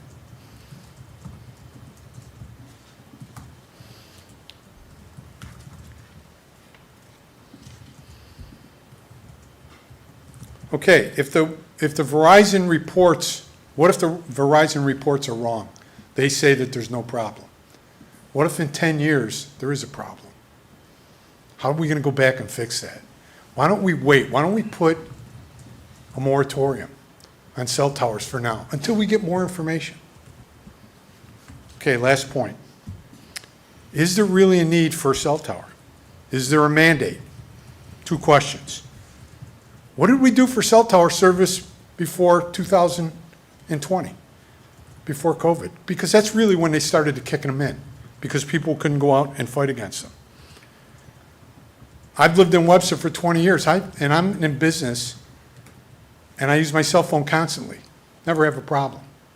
People say, well, you're in a neighborhood that's got a lot of service. I'm in the neighborhood that they say is a gap. All right? I don't have a problem. Some of the people in this room, and even on the board, lived in Webster, drive around Webster and say they don't have a problem. So what's going on here? Why do we need more cell towers? They say there's a gap. Well, I'm going to point out a couple of places. First place is in Irondequoit. If you're coming over from 104 going towards the Bay Bridge, there's 2 cell towers right next to each other. They're within 100 feet of each other. So if there's a gap. You are at 5 minutes. Okay, if there's a gap, why are they so close? Right here in Webster, the bus barns, there's 2 cell towers almost on top of each other. So if there's a gap, why are they putting them on top of each other? Or is it a place where they can sell advertisement, not advertisement, but other things? Thank and they you, make Rick. money on it? Unfortunately, we do have to move on Last to thing. the next. The cell towers go out of business. Rick, I'm sorry, we do have to Okay, move on. I'll I'm finish up sorry. real. Just let me give you a summary. We do have John Logge. 784 Maple Drive, sorry about that. It isn't just a green program, it's a road vital natural assets. We are defined by the well-field area, these 60-plus, and our community character. By following works and preserve the green print of the wells are here for future generations. Shorelines stay intact. Program helps identify energy burden on Webster taxpayers. Plus, state grants bringing our tax dollars in a walkable community. Climate-smart actions like improving bike lanes, like the Hojack Trail, and supporting our local farmers strengthen our local economy. It makes Webster more attractive to young families who want a modern, sustainably. This is about Webster thinking New York towns, proof community. Conclusion here, the climate-smart and will save money on energy and keeping our neighborhoods. The library is a dead weight around our neck, knowing that we pay over $100,000 a year to a Californian developer who owns the mall. That's $1.5 million today. We could have had that library if we just did something then. So I am wholeheartedly approving the board to consider moving that forward and really getting us something we need. Thanks. Thank you. All right, Katie Malarkey.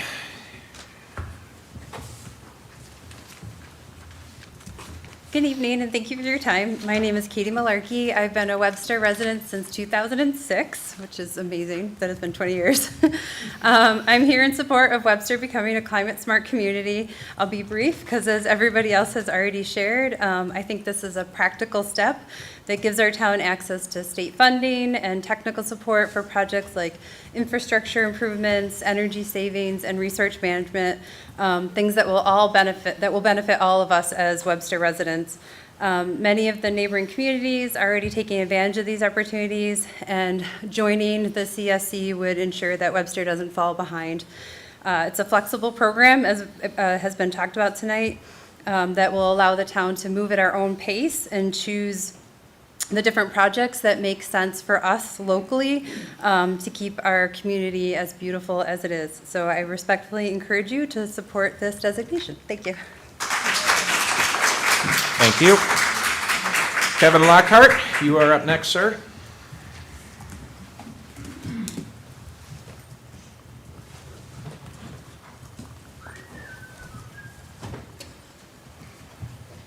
Hi, everybody. Kevin Lockhart from 100-2 Kittleberger Park. A couple things tonight. I'm not approving the Climate Smart Community Plan until I see something material that achieves consensus from the residents of Webster. I don't like the generalities that people speak in. I don't understand it. It's all very vague to me. Furthermore, I'm not under the false pretense that my opinion or viewpoint will or can affect the town business unless I start filing in the Supreme Court to actually, appeal to a judge.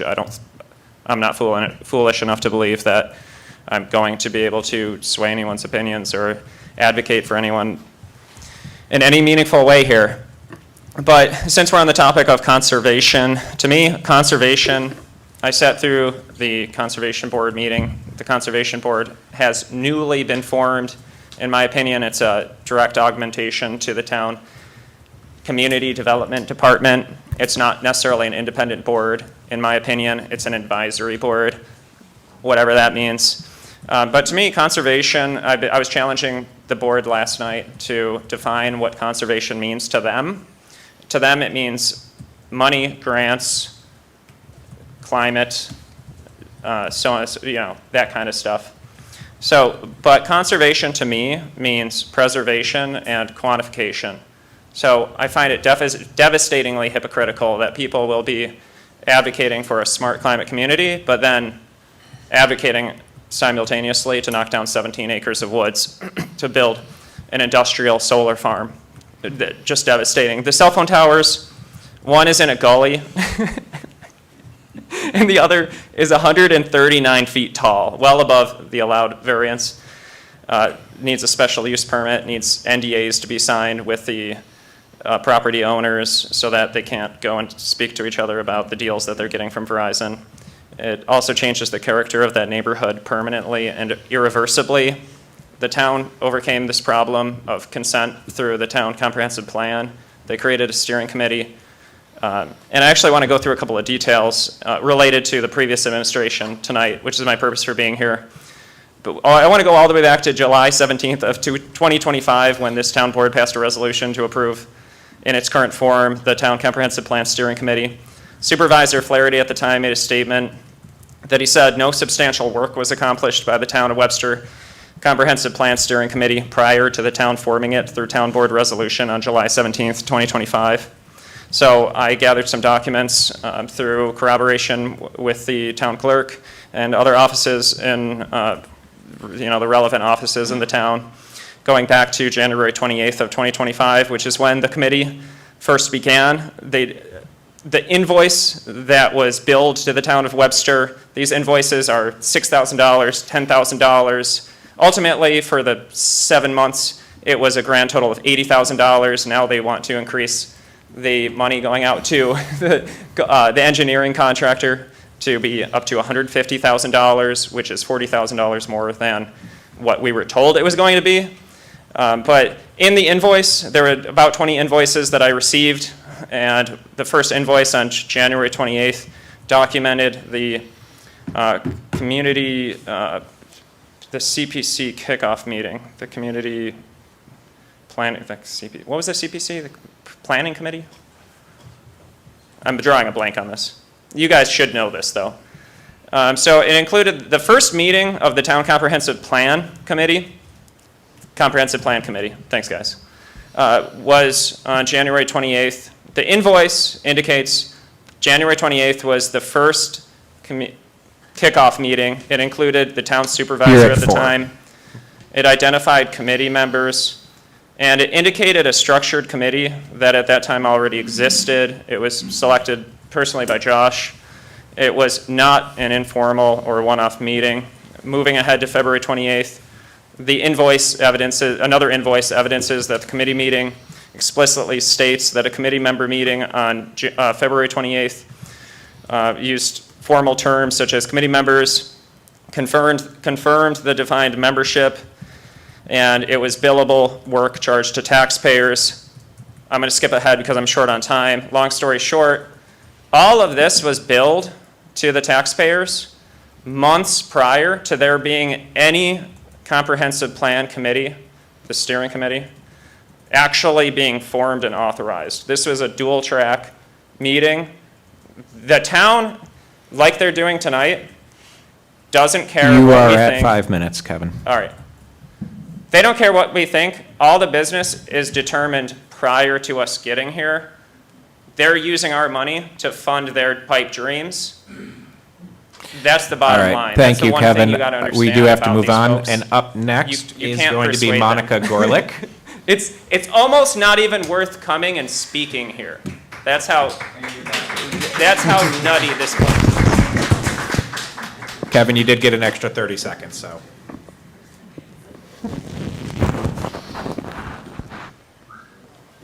I could still shout. I got lungs. He turned it off. So anyway, can you hear me? I want to thank the board for this opportunity. I want to thank Dr. Gorlick for his presentation.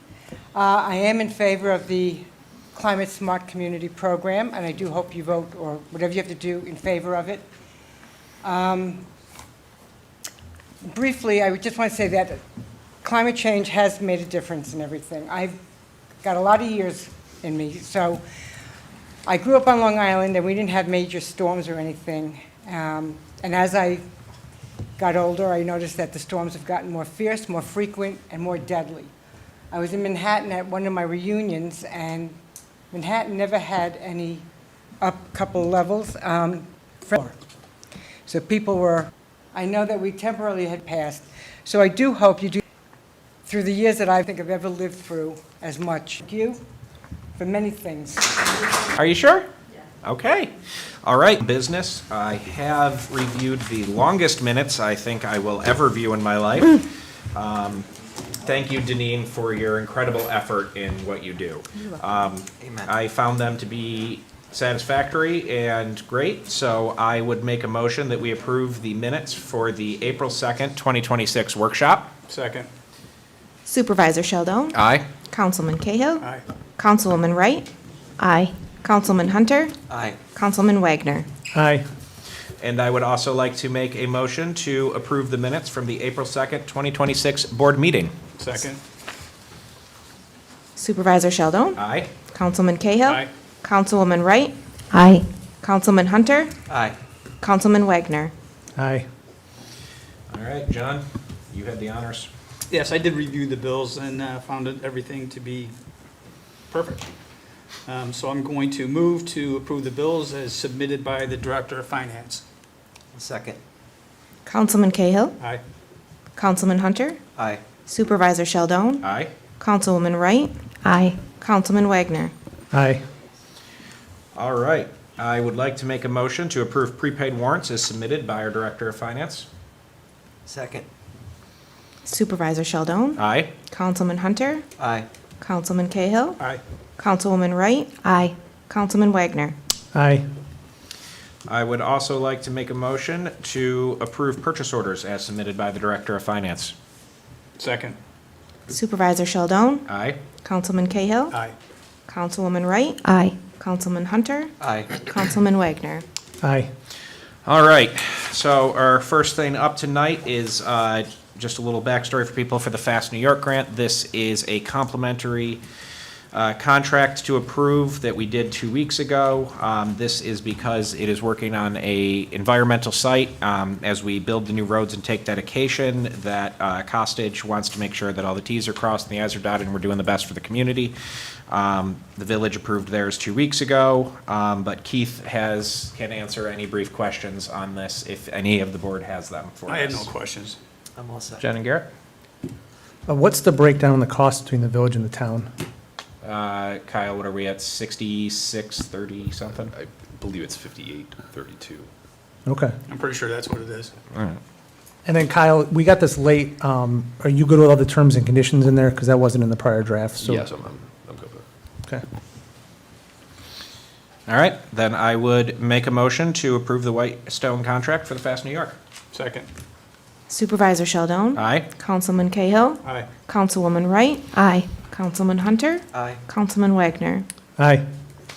All right, here's the big one. Our development moratorium that we've been going on about. We had the public hearing a couple weeks ago, had nothing but support.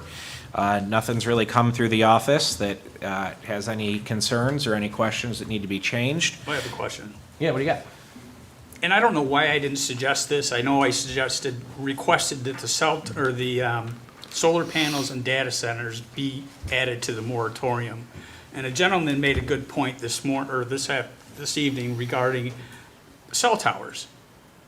What is the board's feeling on adding cell towers to the moratorium? That would run into a legal issue as it's a public utility, but Kyle, you could shed more light on that one.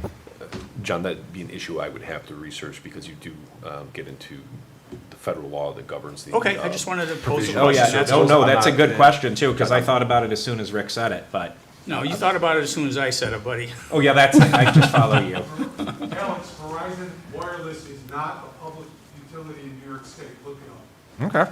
Let's have a precedent of not being afraid to be sued by those companies. Verizon. To answer your question, I would have to research that issue for you and get back to you. Okay, so just, Yeah, we'd get into FCC regulations. yeah, hold on a second. I just want to ask Kyle if we could add cell towers with the condition that you do the research and it's allowed or not. So- And if you advise us not to, that's fine. I just wanted to bring up the subject for It's a- discussion. No, it's a good question, but it's more of a procedural issue. If there's a desire to change the text of the local law, it would require going back, drafting it, and then setting another public hearing, holding that public hearing, and then going through this process of approval and referral to the county planning board. It cannot, the local law can't be written in a way where it's contingent on Okay. confirmation. Gotcha. Yeah. So then that would have to be a completely second moratorium if we looked into and wanted to run that path? When you say a completely separate moratorium, you're talking Like about a separate this one, local this one is law. this one is a defined process, it's done. The next one starts the process again, they're not related to each other. Correct. That's what I mean by separate, like, So we could move this one on, but still consider the moratorium on cell towers as a separate. Yes, you could do that. And I think, and a very good and important point was brought out at the meeting, the public input with respect to the studies that Verizon is always putting out there. You know, the radiation, it's not harmful.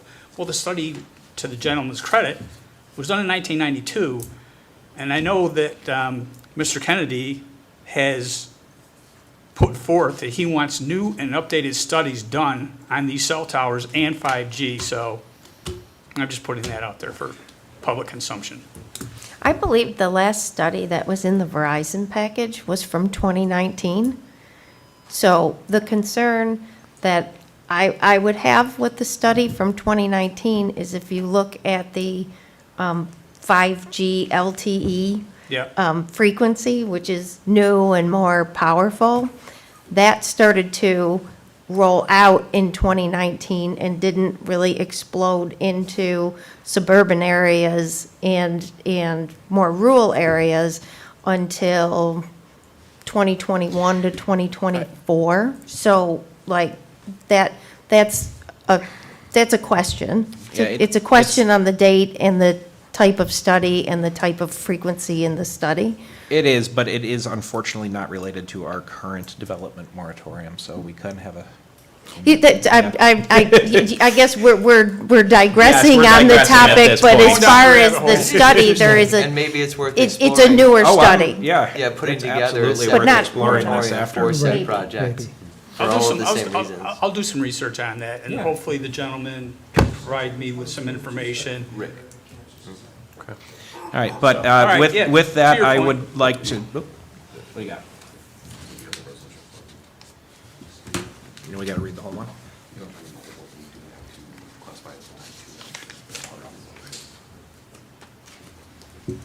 For the resolution, Kyle, are you good that we've got it fully drafted to comply with all the laws that we need to make it, Yes, I am. to check the boxes? As part of the resolution is a requirement that you make a seeker finding. In this instance, it would be a type 2 administrative action. So I just want to make sure that that's included on the record here. Yep. Oh, thank you.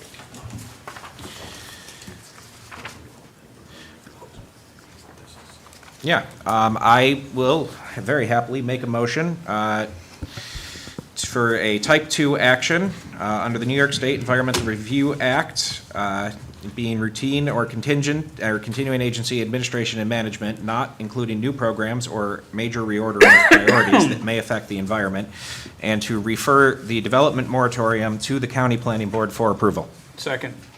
Supervisor Sheldon, Aye? Councilman Cahill, Aye. Councilwoman Wright, Aye. Councilman Hunter, Aye. Councilman Wagner. Aye. All right, up next is the Climate Smart Community. The reason we did have a workshop is because we did want everyone to, be up to speed. There was a lot of misinformation previously in some of them, and we're not moving forward with the certified or any of the expensive stuff. This is just simply us passing the resolution to just register.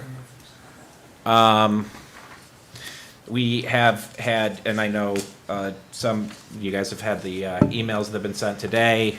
Deneen has had them and put them into minutes. We'll put them in the minutes along with the public stuff that we had earlier.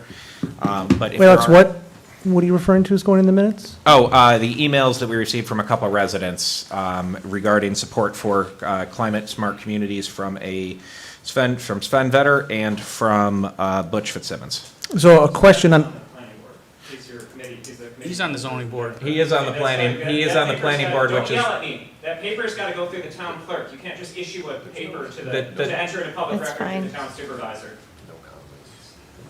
Yeah, there are no comments from the Especially audience when at it's this a point. political action like is being taken place Okay. right now. This is a good point of order. But I would like a to. question on, just Yeah, a Gary, what do board you got? question. What's the process on what gets submitted to the record and what doesn't? And we had many emails on the Xerox Solar project that came in that didn't make it in the record. It states, oh, Kyle. They should be submitted through the clerk's office.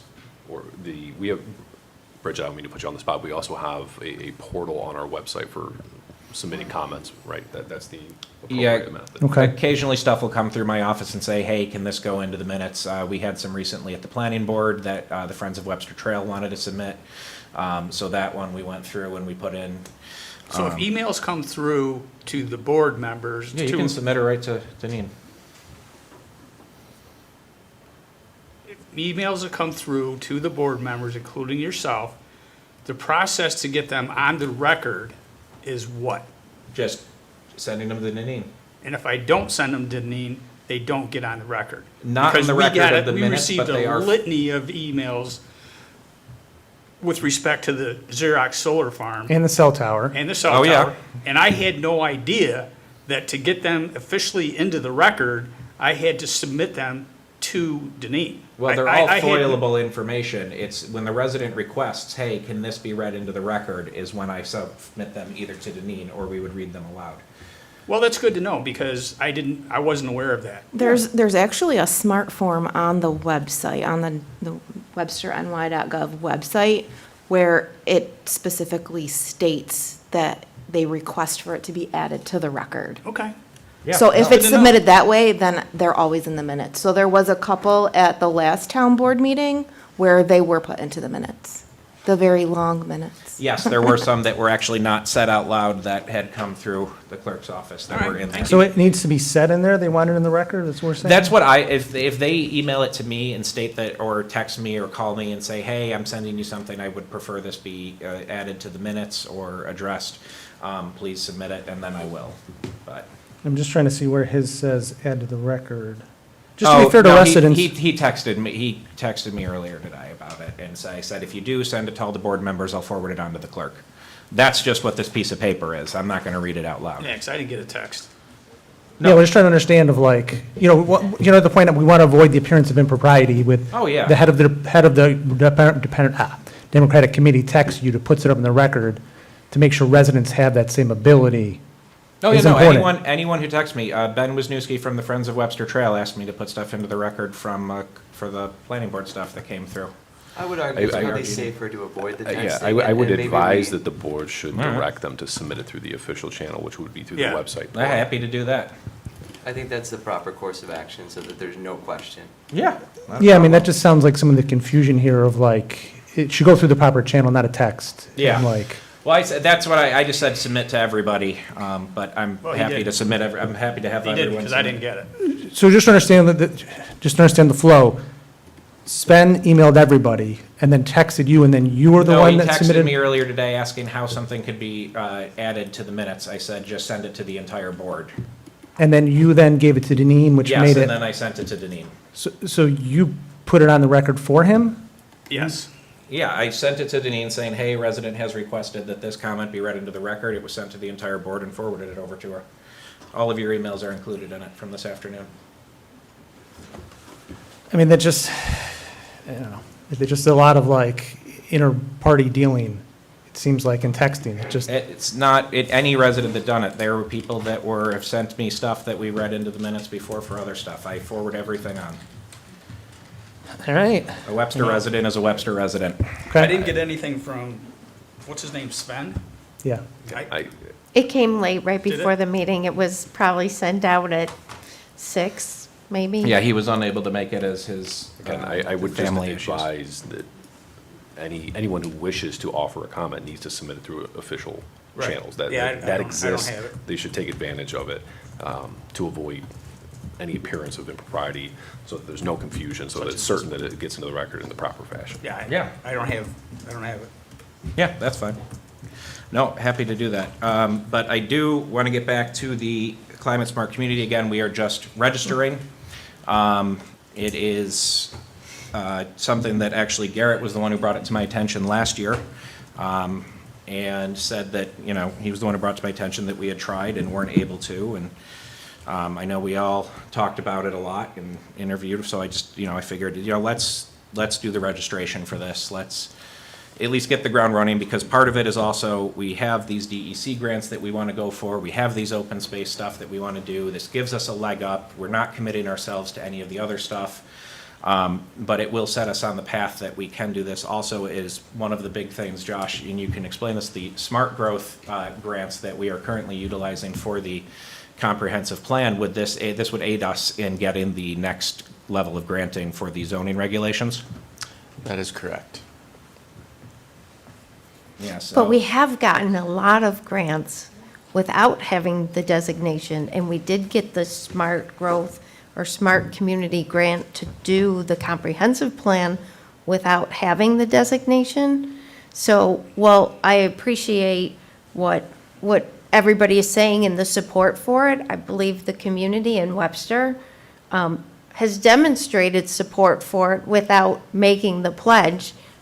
Dennis had mentioned we are automatically, or we could be at a level of bronze because we're already doing things with preserving green space and with the trails and walking and what we're doing with the wastewater treatment plant, which is state-of-the-art, energy efficient development.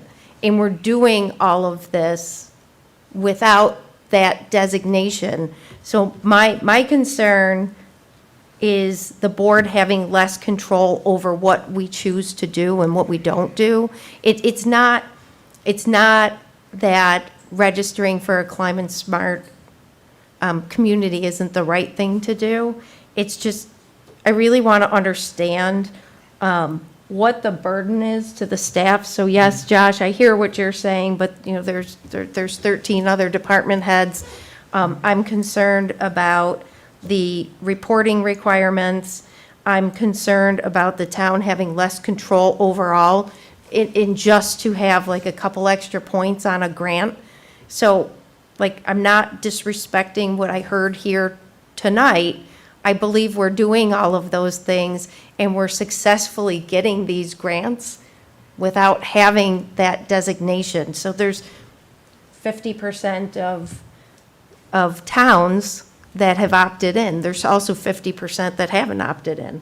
So I guess this kind of came up fast on the board agenda. So I would just like to understand, you know, what really is the cost to taxpayers to do this? What is the cost of these mandates? What's some of the cost in not being in the program, but it is implementing some of these projects that would be a result of the program? I'm just sharing what some of my, like I said, those are some of my concerns. I believe we're doing all of the things without having the designation, and we're actually quite successful doing what we're doing. No, Jennifer, I appreciate you sharing that, and this has been before the board now 4 times already. So This will be the third. This is the third, right? 3-4 times it's been up there. I think, you know, all the Color Me Green folks did a great job kind of presenting on what they care about with this. And I think, I personally see some benefits to this. I know, like, the DEC grant we just applied for open space land acquisition was not impacted by this in any way, so it's very much grant dependent.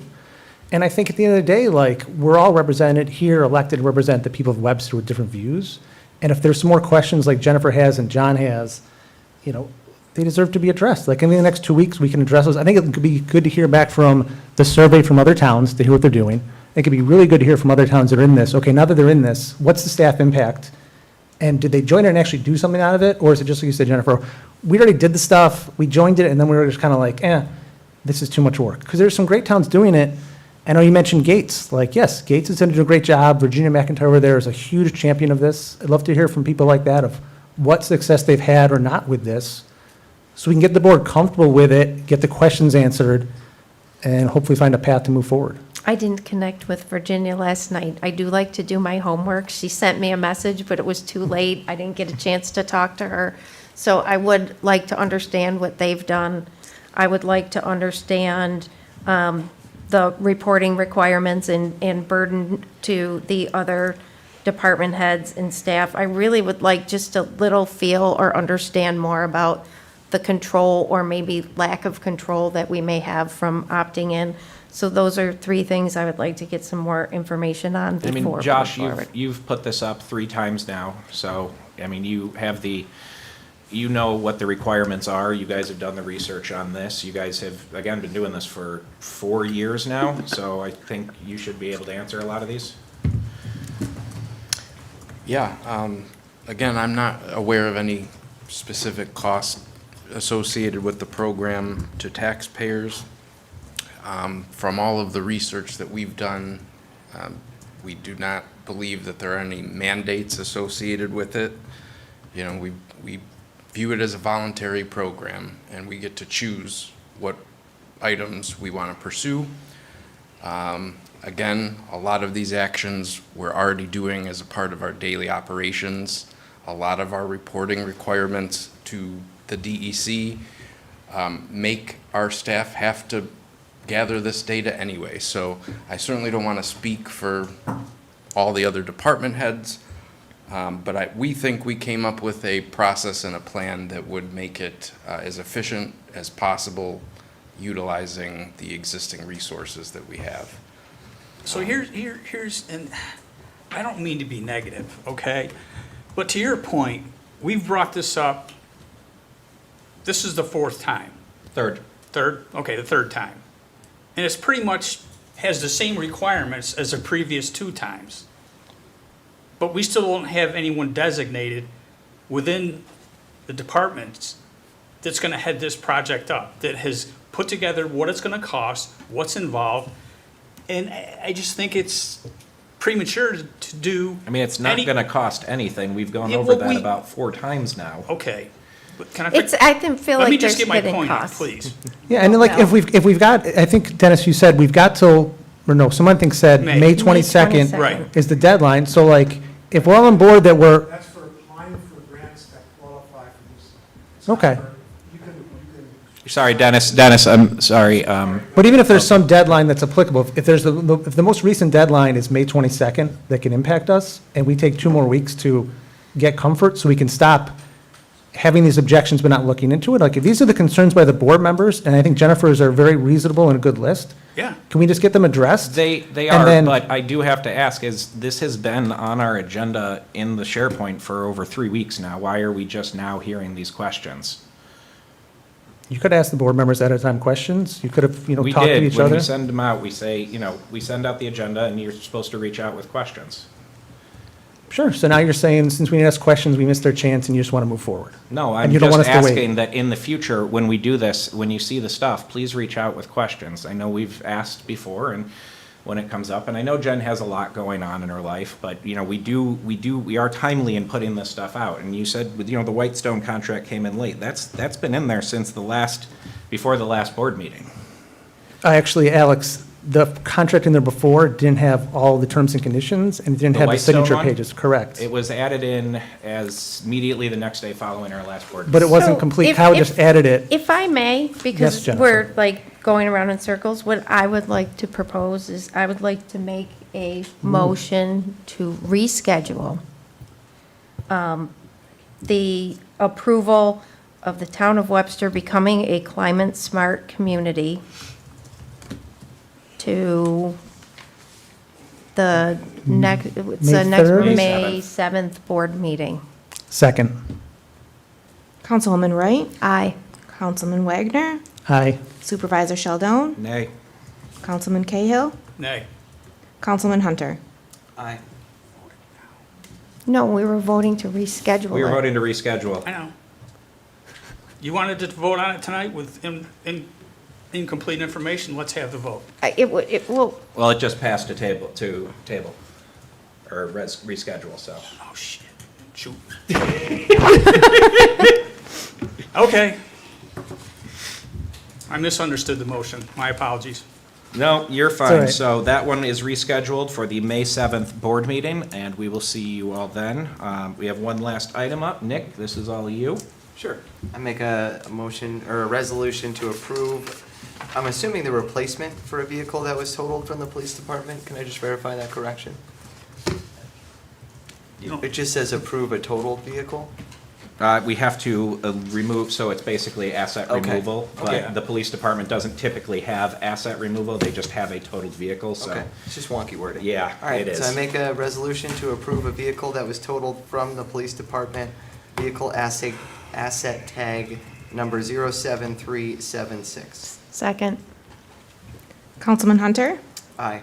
Councilwoman Wright, Aye. Supervisor Sheldon, Aye? Councilman Cahill, Aye. Councilman Wagner. Aye. All right. So there was that. It was a totaled, but. Well, I know, but how did it get Does totaled? anyone else have business before the board, to bring before we do our roundtables? No? All right, Garrett, would you like to kick us off? Sure. I think, as we've heard before, we just applied for 2 New York State DEC grants for open space preservation. And I just want to thank everybody involved. In the last time this was done, it was done by a private resident, and he took the lead, he did almost all the work on his own. And, this time, there was more coordination between the town and the private resident, and that was a learning curve for all involved. And I appreciate everyone's hard work, especially Maria Dewar, who was our grant liaison, who it fell on. It was a massive task, and I know that was a change of kind of bringing teams together, but I think that's the good part of governance, when we all come together and work together for something for the town. So I just want to thank everyone for their hard efforts for that, and fingers crossed that we should hear hopefully sometimes August to September that we can get those 2 grants. That'd be very exciting. Jen? There's so many things. First, summer celebration. Summer celebration is at the Parks and Recreation Center on June 13th. The Zach Brown Tribute Band will be there. It is one of the largest events. It's the largest event in Webster. It's very well attended in Webster and even from some surrounding neighborhoods. So mark your calendars for that. And mulch is there. It's out. It's available for delivery. It's $50 for a 10-wheel truck. So it's a deal and a half if you're looking to start a garden or whatnot. And lastly, the revaluation project is progressing. There are community meetings coming up at the end of June. There will be 3 of them. One's in the afternoon. I don't have all of the dates right in front of me right now, but June 14th, I believe, June 14th and 16th, 13th and 16th. Thank you, Bridget. I encourage people to attend those sessions to learn what the revaluation entails and what it may mean to you and your property. Thanks. It is building permit season.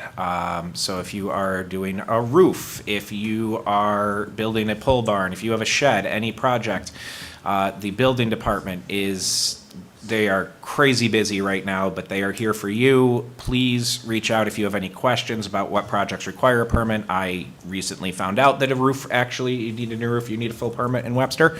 But they are very busy, so thank you to all of them who are working tirelessly, mainly Darla Roth, who is literally a one-man band and just a machine, and she's one of the most incredible, hardest working people I've ever had the pleasure of working with, so.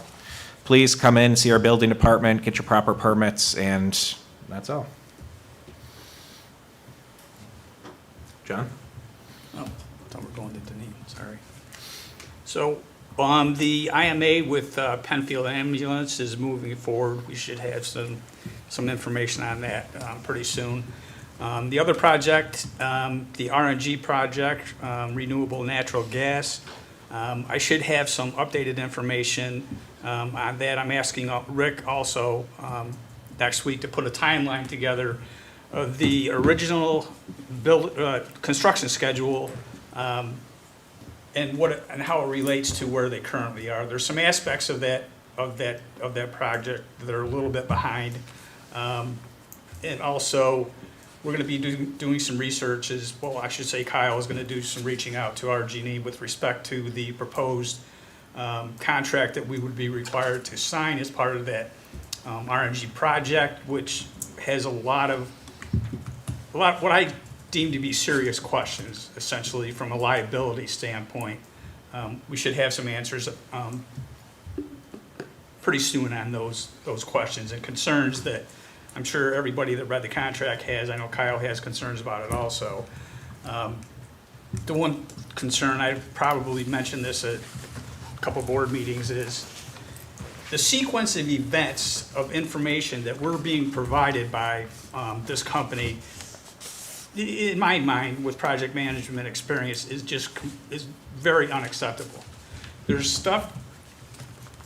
are issues in that contract. In my opinion, we should have been presented before we even voted to have the engineering done. The concerns are that significant. And it's not like that we couldn't have asked RG&E, hey, can we take a look at the potential contract that we're going to have to sign? What's involved? Who has a liability? Is it split, or does the town assume all liability? So that's the update on that. All right, thank you, John. Yep. Nicholas? So from a communication standpoint, Bridget, can I verify, did our survey close for? It closes on April 20th. Okay, so April 20th, right now we have the survey out to the community to try to get a better understanding of how you'd like to receive information from your government. So please, if you haven't already, take an opportunity to fill that out. So far, we've had really, really good success with people filling it out, so we just want to bolster that so that we can do better for the residents. We have a couple of more community office hours this month. We have Jen's next week, and Alex, you have one the following? Yep. Correct? And I'm going to do one every month, and I believe that we're going to have some other council folks have their own community office hours moving forward. Police department, they wanted to remind you guys that if you see something, say something. It's always important. But it's also getting warmer, so people are out more. You tend to see more speeding this time of year. Watch out for kids in the road. So just be aware. It's just that time of year where things start to ramp up in the police department, so. Is the comprehensive plan survey still up? No, that No. closed a long time ago. Long Did it? time ago. Okay, I just wanted to. Are you talking, no, Josh, you have the draft one, right? That Yeah, closed. there's currently an opportunity for feedback on a draft policy document. Okay, I And thought that I can saw be- something. Yeah, is that the in one my you're feed. referring Yeah, to? Okay. yes, Yes. And when does that close? That closes at the end of next week, and it's accessible through the project webpage. All right. All right, with that, I will close the town board meeting of April 16th, 2026. Thank you all for coming.